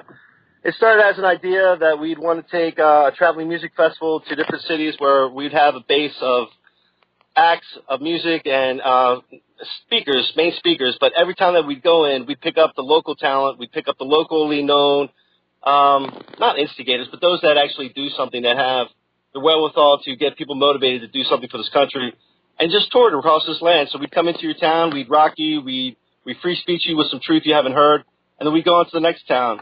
It's been a little slow because of lack of funding, but it's growing in terms of presence and people aware of it. And the other half of it was to basically reward Mr. Jim Traficant for coming out of jail, for basically doing the people something right by passing the 1998 Taxpayer Bill of Rights. And we tried to encourage him to run for president. And in the last year of his life, he had put together a plan for America, and he started to go across the country starting to talk about it when he had his unfortunate accident on his farm back home in in Ohio. And it hasn't been the same, but we soldier on, and we have new, fresh talent coming and new, fresh speakers. It's the 7th year. We're hated by all the right parasitic organizations of the ADL and SPLC. And onward we go, brother. Well, it sounds really wonderful, and I understand that you're making an effort to make this event family-friendly, so that if people want to come on out, it's okay to bring the kids. They're not going to be exposed to anything that parents would be upset about. Listening to how you're describing this, it almost reminds me of the early days of something we have in Southern California, well, Northern California too, the Renaissance Pleasure Fair, which began as this little tiny gathering every year for history recreationists, and of course now it's this big gigantic enterprise, and they have multiple sites across the state, and awesome. I took part in that. So I think there's definitely room to grow. We're starting to see a real conservative shift in the American population. If you'd been listening to my show earlier, we're talking about all the indications where the American people are just not buying into this liberal hate-mongering any longer. They're not buying into the Russia's our enemy, and they are turning away from corporate. They're getting pissed off about it. Yeah, they are. They are. Getting really upset. But they're let Trump do his job. You're not even letting him get in one day in office to do anything. And all you keep doing is telling this fantasy, this false narrative of the Russia bull. And it's like, we've had enough. Okay, time to get back to your jobs. Stop trying to kill us. Stop trying to threaten us. Stop trying to undermine this country. Or it's going to come down to cowboys versus commies, and let's have a civil revolutionary war 2.0. But I'd rather that not happen. I'd rather try to do everything that we've done up until this point for the last 20 years as Poker Face. And as you have done, sir, I mean, I followed you since back in the old Unfree Republic days, and you know we've both grown from there. So hey, let's soldier on and just keep doing what's best for this country. We got Trump in office. He's not perfect, but dude, he's a nationalist populist that's done more for this country in the first 140 days than all the scumbags for the last 50 years. So hey, let's give the guy a chance, man. Yeah, this partisanship really has reached a ridiculous point, as illustrated by yesterday's shooting at that baseball park in Alexandria. And again, as I've cautioned, this continuance of partisan bickering is going to make our nation look politically weak to potential enemies, and actually invites more tragedy in all these other countries. Is there anything else you want to share with our audience? Yeah, just the website. The last week of the before the parties, first, second, third, Saturday, Sunday, Monday, go to www.freedompalooza.com. It'll have the location, directions where to get to. It's 10 minutes from the exit off of the Turnpike, 476 here in Pennsylvania. Very easy to get to. All the directions and the times and everything will be posted. So www.freedompalooza.com. Well, thank you. I have a link to that from whatreallyhappened.com. It's illustrated with the poster for this year's Freedom Palooza. I am going to make a point of keeping it on that main page from now until Independence Day. So, Paul, thanks an awful brother. Paul, thanks an awful lot for sharing time with us.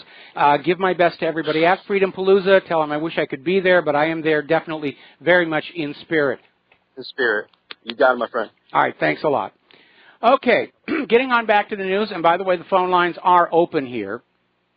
And we were finishing up here where climatologists who are not in the employ of Al Gore are basically looking at significant changes that are taking place across the globe in terms of the movement of weather systems, the behavior of water, and they're starting to say that we're starting to see symptoms of mini ice age cooling trends. Now, we know that the sun is entering a period of reduced activity, a repeat of the Maunder minimum. And the Maunder minimum is what caused the mini ice age across Europe and, well, the whole northern hemisphere.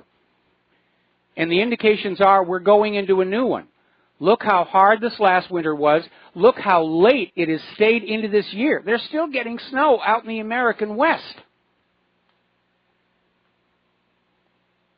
Now, the carbonazis are in a bind because the whole payoff for this was buying and selling carbon credits, paying a tax on carbon, demonizing carbon because it was making the world warmer. Well, guess what? The world isn't getting warmer, and they're trying to save face by saying, well, we're talking about climate change, as if climate change is something that didn't happen before humans showed on up. But again, they're dealing with that horrible contradiction. If carbon dioxide makes the world warmer, shouldn't we have more of it to offset the cooling that is coming from reduced solar activity? So they're out there scrambling around because they put a lot of time and money into this, and the globalist agenda is using global climate change as one of their pillars, if you will, for global government, that we must all surrender our sovereignty to a global environmental authority who will take care of Mother Earth and protect it from us icky-poo human beings. And it is just complete and utter nonsense. Okay. Now then, apparently WikiLeaks Vault 7 is releasing more information about a program called Cherry Blossom. This is from the CIA, and this was a scheme that uses wireless devices to access users' internet activity. And apparently the Cherry Blossom system provides a means to perform software exploits on particular targets, meaning the hacker can take advantage of vulnerabilities on the target's device, according to the WikiLeaks press release. And basically, WikiLeaks is saying that the common use of Wi-Fi devices in the homes makes them ideal for these man-in-the-middle attacks.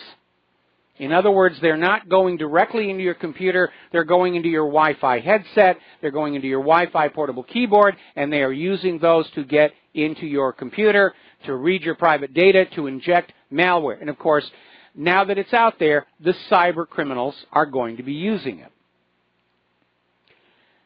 So let's get on back to the WannaCry ransomware worm. A couple of weeks ago, the U.S. was out there saying, we know this comes from China. There's certain wording in the code that says it's a Chinese language speaker. It's got to be China. And China came back and said, no, it is not us. Show us some proof. And the U.S. government's response was, we don't need to show you any proof. We're the U.S. government. Our word is law. Well, the U.S. government has now changed their mind, and they're now saying that WannaCry worm came from North Korea, those evil North Koreans.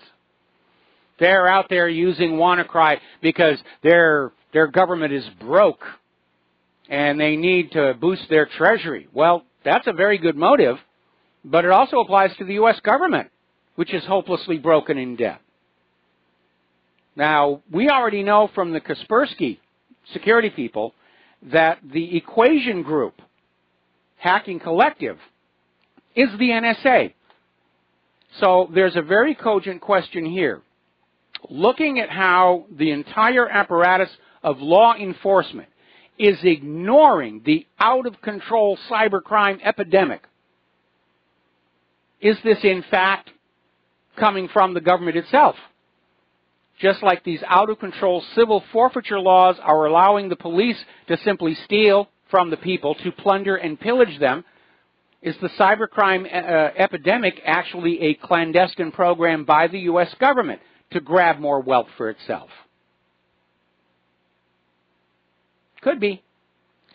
Now, Microsoft has released a software patch for Windows XP, Windows Vista, and Windows 7. Now, XP and Vista are officially sunset.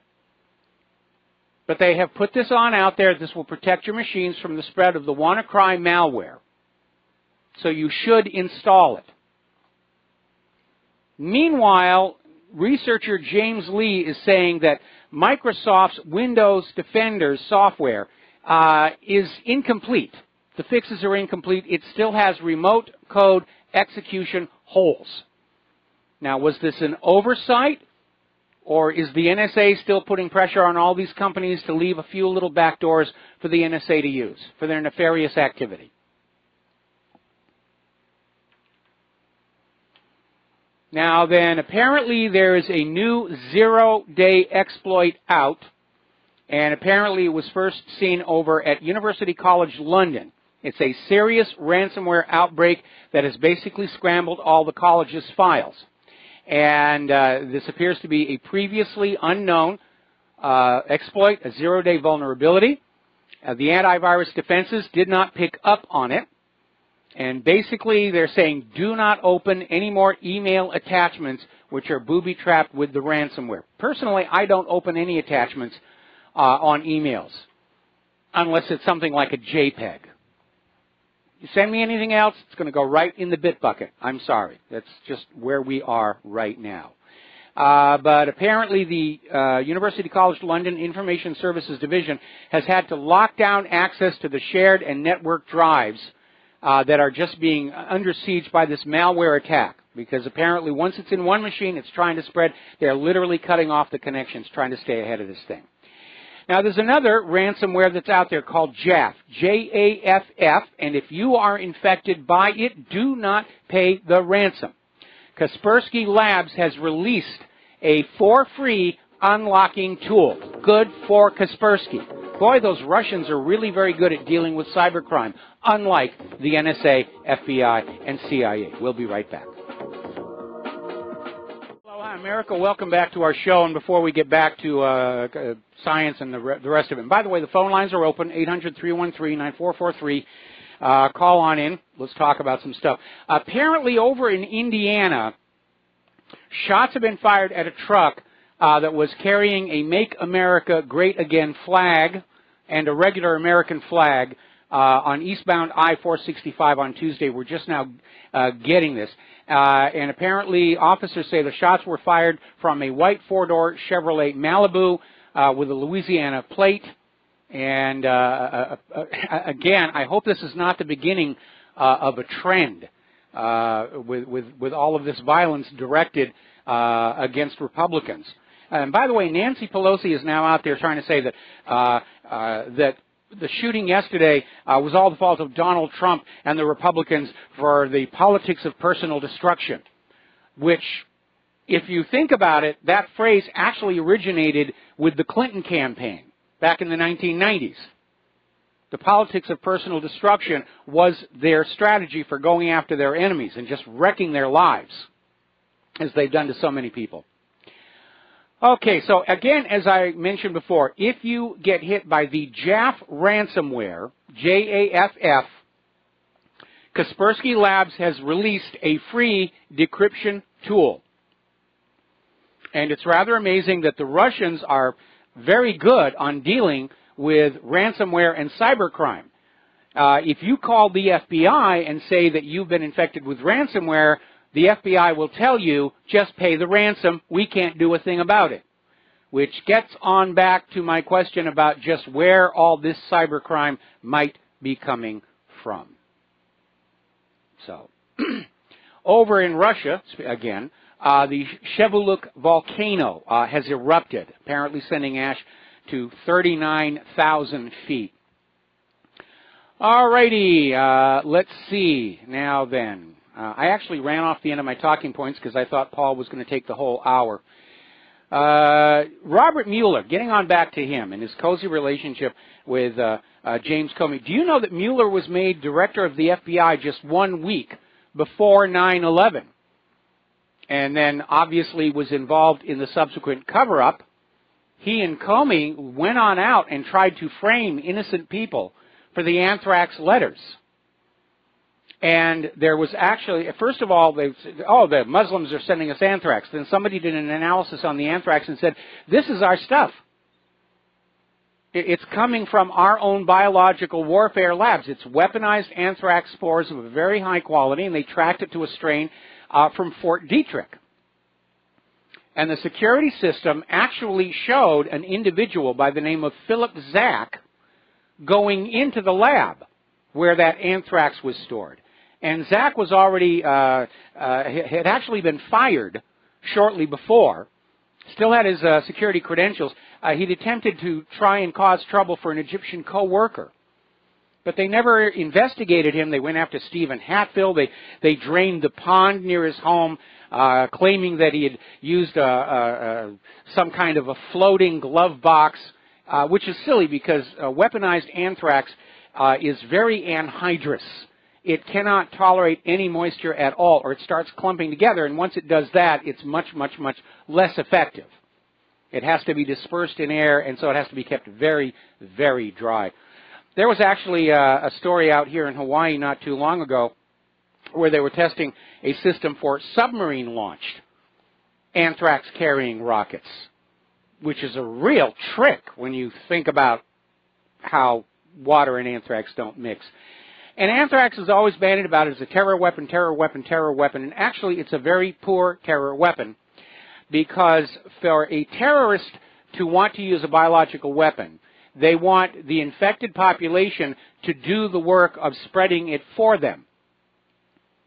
So you would have a pathogen like smallpox or worse, Ebola, where the population is infecting themselves. Anthrax is a battlefield weapon only, because you will get the anthrax from inhaling the spores from the weapon, and you can come down with the anthrax, but you cannot give it to somebody else. And that's why it was produced as a battlefield weapon, in order to control and contain the area of infection. So when they talk about anthrax terror, no. We'll be right back after these commercials. Do call into the show. Share some ideas. 800-313-9443. And aloha, America. Welcome back to the show here. And the other day we were talking about how all of the F-35s at this one Air Force base have been grounded because the pilots were complaining of hypoxia at altitude. They weren't getting the oxygen they needed to keep their brains working, and they had to use their emergency oxygen to get back down and land the aircraft. Fox News was just now running a story where apparently pilots at other bases are now coming forward and saying they're having problems with the breathing system on their aircraft, and everybody's getting up in arms about this. Of course, we know the problems with the F-22, and they're saying if something were to happen, if you're not getting enough oxygen, you pull a high G-turn, you could black out and not even be able to activate the emergency oxygen. So it's bad enough these pilots are up there facing risks from the enemy aircraft. It's very unrealistic and unreasonable to ask them to be taking risks, because these aircraft are not performing the way they're supposed to. And that is very much a valid point here. Now, whether or not you agree with the wars, and I most assuredly do not, we have to be sending our kids into combat with the very best equipment that's possible, not something that is forced on them due to politics or kickbacks, or something that was value engineered and then the testing was faked to get it sold.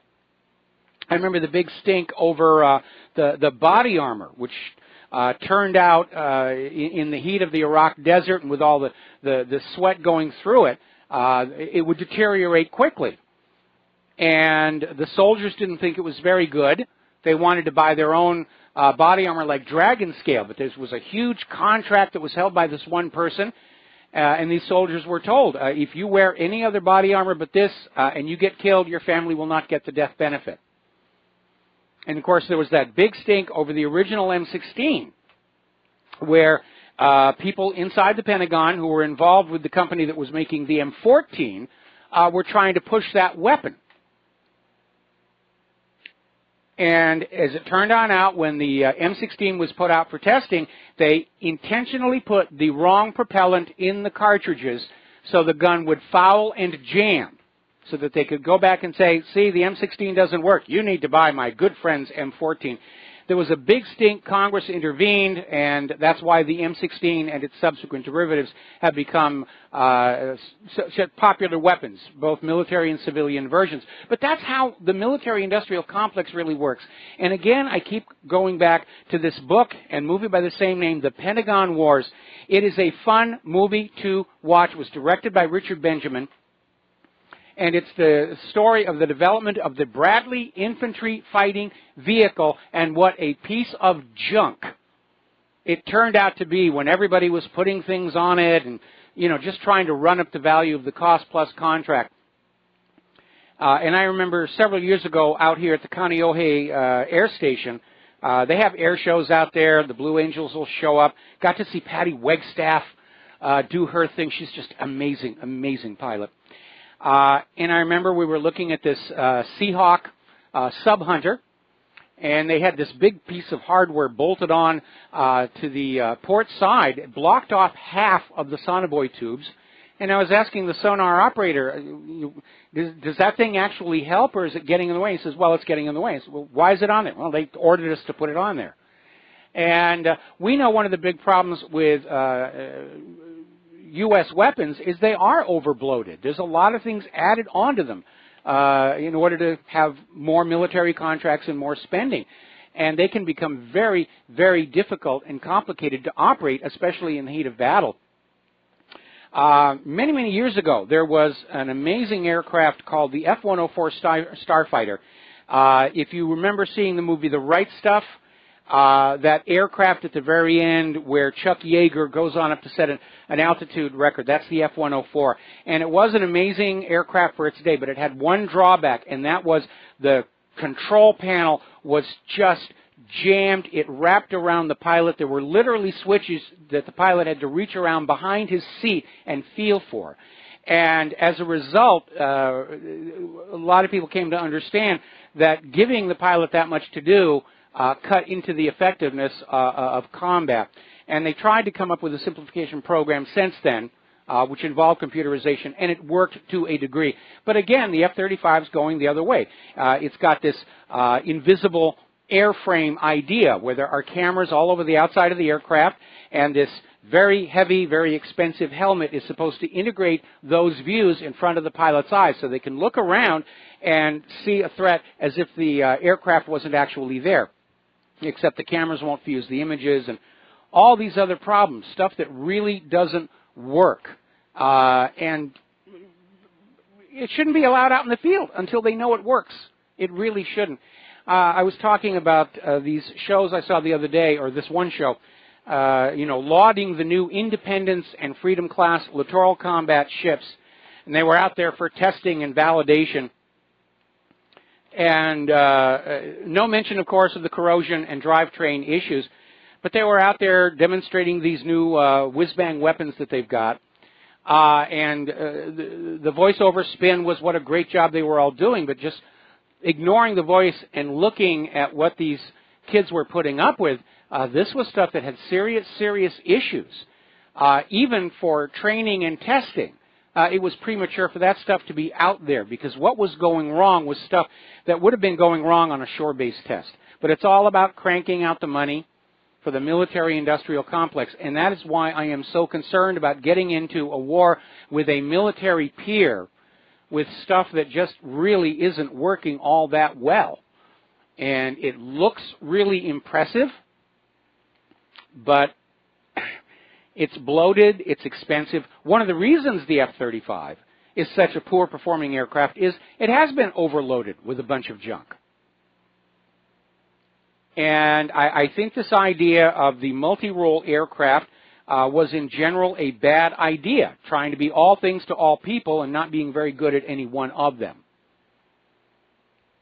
So, again, the U.S. is investing its copious military budget in refining the weapons that won World War II and not really thinking about significant paradigm shifts that will dominate World War III.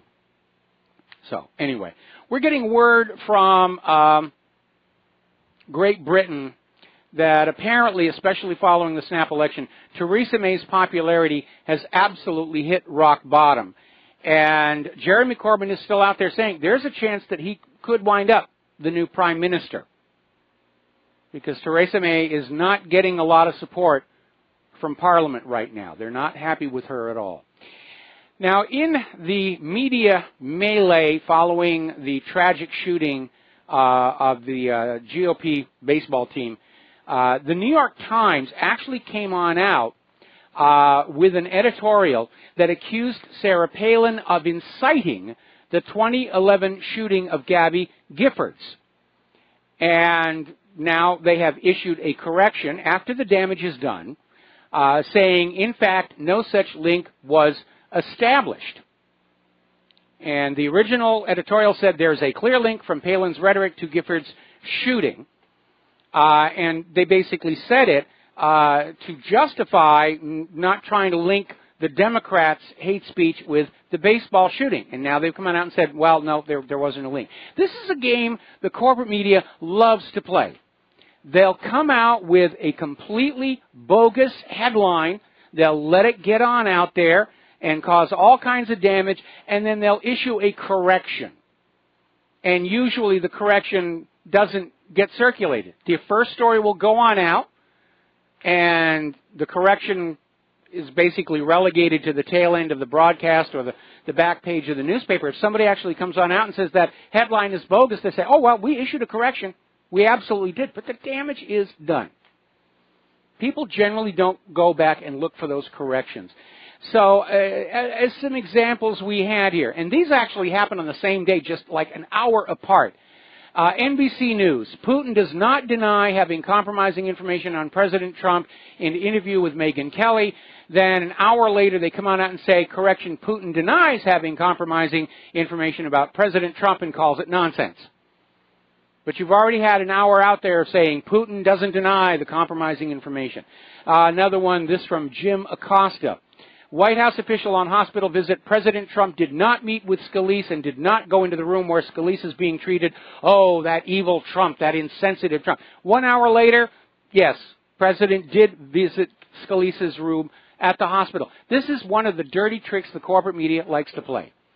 They'll come on out with a damaging headline, and then after the damage is out, after the story is out, they'll correct it so they can avoid a lawsuit.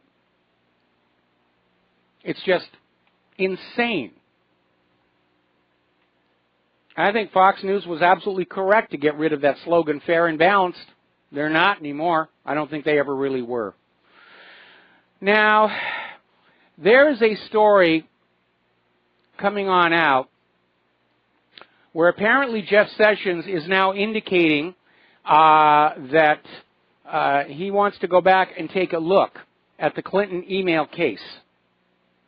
And he should, first and foremost, because former FBI Director James Comey, in that press conference in which he recommended not pressing charges, he went down the list of provable Title 18 felonies committed by Hillary Clinton. And much of the evidence for those violations is now out in the public record, like the email that ordered a subordinate to convert a secure document to insecure, strip off the classification headings and send it by non-secure means.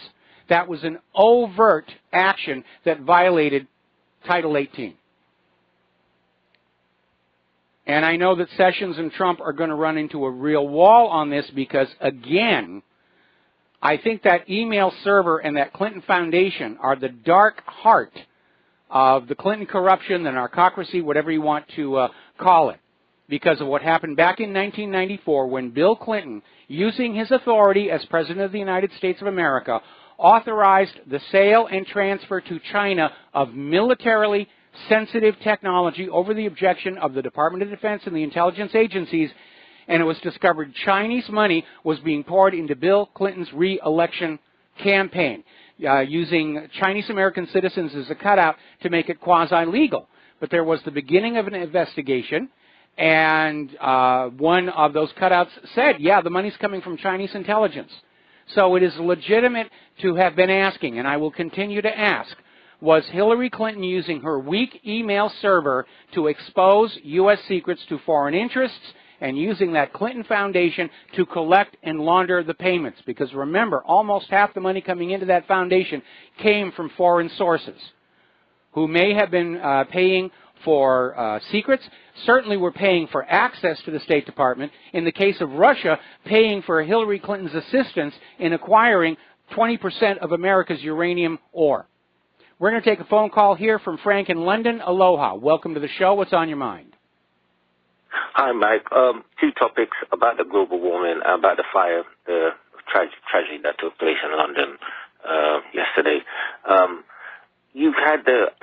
had the report that the TMO, which is a voluntary organization, it's called Tenant Management Organization. They would be responsible for the day-to-day running of the of that particular place, yes, estate, or that building, right? And according to the news, they reported to the housing management that the building was unsafe. Something to do with the material used to renovate was probably the cheapest, you can say. I guarantee you, Mike, that housing officers on the lower level must have spoken to management. And what normally happens, because I work with local authorities, if one particular employee goes against the grain and complain on the behalf of if a tenant or somebody believes that the management is corrupt or something is going wrong or something, they would get the other staff to turn on this person like a pack of wolves, and they can end up getting dismissed. And I guarantee you, in the coming months, we're going to hear some serious revelations about what was taking place in the Housing Management Association, because the TMO is funded by the council to voluntarily run the building. But if they've been ignored, there's something very, very serious is going on, and I think this has some kind of financial agenda. Right? And well, absolutely. The company. There were a lot of warnings. People were being threatened to shut up. And you're absolutely right. The issue surrounds the renovation of the building, where they used the lowest bidder for the outer cladding, which apparently was this flammable plastic material, and they were told not to use that material, go with the next highest bidder. Apparently, the building only had one stairwell. So when the elevators stopped working, everybody was just jammed in there, and apparently did not even have a sprinkler system that was up to current code. Wow, that's unbelievable. And if you have one stairwell, and if that stairwell is central in that building, so you have to walk, you have to get past 2 or 3 apartments at least to get to the if it's only one stairwell, it more than likely would be central fire escape of the building. So it's more or less if you're one end of the building, you've got no chance of escaping. With regard to the global warming, do you think they want to start taxing us on how many plants we got in our house or in our garden? Well, if they could come up with, I'm sure if they could come up with a good excuse, they would. But again, plants absorb carbon dioxide and they produce oxygen and food. In fact, there's an anecdote from when Al Gore was first cranking up all this global warming nonsense, and he had all these numbers and inconvenient truth. And apparently one of his staffers did a little calculation and said, you know, all this talk about taxing carbon and carbon credits and everything is totally unnecessary. If we just increased the plant cover on the ground by something like 20%, the problem would be solved. And the staffer was immediately fired. I'm not surprised. Okay, thanks, Mike. All right, thanks an awful lot. And we're going to start with Brendan in San Francisco. And Brendan, I'm probably going to have to take you through the next commercial break. What is on your mind? Hey, Mike, I called in for a couple comments on the beginning of the show, but I just wanted to reference that building in London. Supposedly, it's turning into a swanky area, and developers want that land. So this kid was suggesting that they were trying to force them out. And I can tell you for a fact they do the same thing in San Francisco. We have rent control, and when they can't get the tenants out, they burn the buildings down. And I can provide documented evidence to that fact. You know, I actually saw something similar to that when I was living in North Hollywood when the subway was being put on through. And unfortunately, we have to take a commercial break. Stay on the line. I'll be right back with you. Aloha, America. Welcome back to the show. We're talking with Brendan in San Francisco about some of the things that property developers will do when the existing owners do not want to sell and move on out. And Claire and I actually witnessed some of this when we were living in North Hollywood, and we were in the middle of the North Hollywood redevelopment along Lancashire Boulevard. And, of course, the Academy of Motion Picture, the Academy of Television Arts and Sciences Center was there, and they were doing all this build-up. And there was a block of these little shops, and none of them wanted to go because they understood that as the area was redeveloped, there'd be an opportunity for them to do more business. And the people who wanted to buy the entire block and put up a big building on it apparently were somehow able to arrange it that the construction for the subway line that was coming through there literally blocked off that entire shopping area. Nobody could get in or out, and it only took a couple of months for all of them to be forced into bankruptcy and put the building up for sale. So that kind of thing does, in fact, go on pretty much all the time. Okay? Yeah, hey, so since we're running out of time, I just want to remind people that we are currently in the biggest PSYOP in probably the history of the world. Every day we're bombarded with all these false narratives and outright lies. So we need to keep that in mind. It's just a complete saturation from every media outlet, entertainment, probably even video games at this point. But I wanted to reference the antidepressant thing, Mike. I had a back injury from playing tennis, and I was a broke college student at the time. And I went to the free clinic in my neighborhood, and the doctor, Goldstein or whatever his name was, tried to prescribe me antidepressants for a back injury. Can you believe that? I became so enraged, I started questioning his credentials and his motives, and I had him in a room, locked door, and I swear to God, he almost peed his pants. I was so enraged. I mean, that's definitely an off-label application. But again, it's all about pushing the product. You know, modern doctors and nurses are not healers. They are salespeople for the pharmaceutical medical supply companies. And it's an ugly reality. Yeah. But again, life under fascism. Anyway, Brandon, I'm going to let you go. We're going to try and fit. Last thing, Mike. Okay, bye. Sorry, Bobby in Virginia, you got a minute. What's on your mind? Yeah, Mike, Mike, I'm a first-time caller, and I apologize if I have a bad connection. Can you hear me? Yeah, I hear you. Okay, I'm sorry, Mike.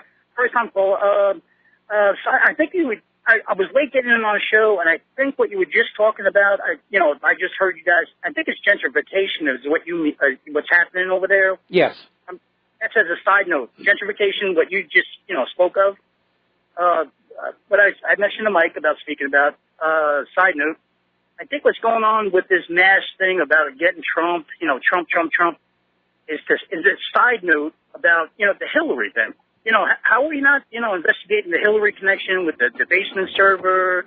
We should be. We should be. That's what makes it so obvious this is a hatchet job on Trump. I'm sorry, we're out of time. The show is over. Thank you very much. We're going to let you go here. All right. We're going to take a short break here for some commercials. And I'm going to be taking the microphone for the first hour of John Stadmiller's show. And Michael Herzog will have hour number 2. So stick around, and we're going to recap most of these stories when we come on back from the break.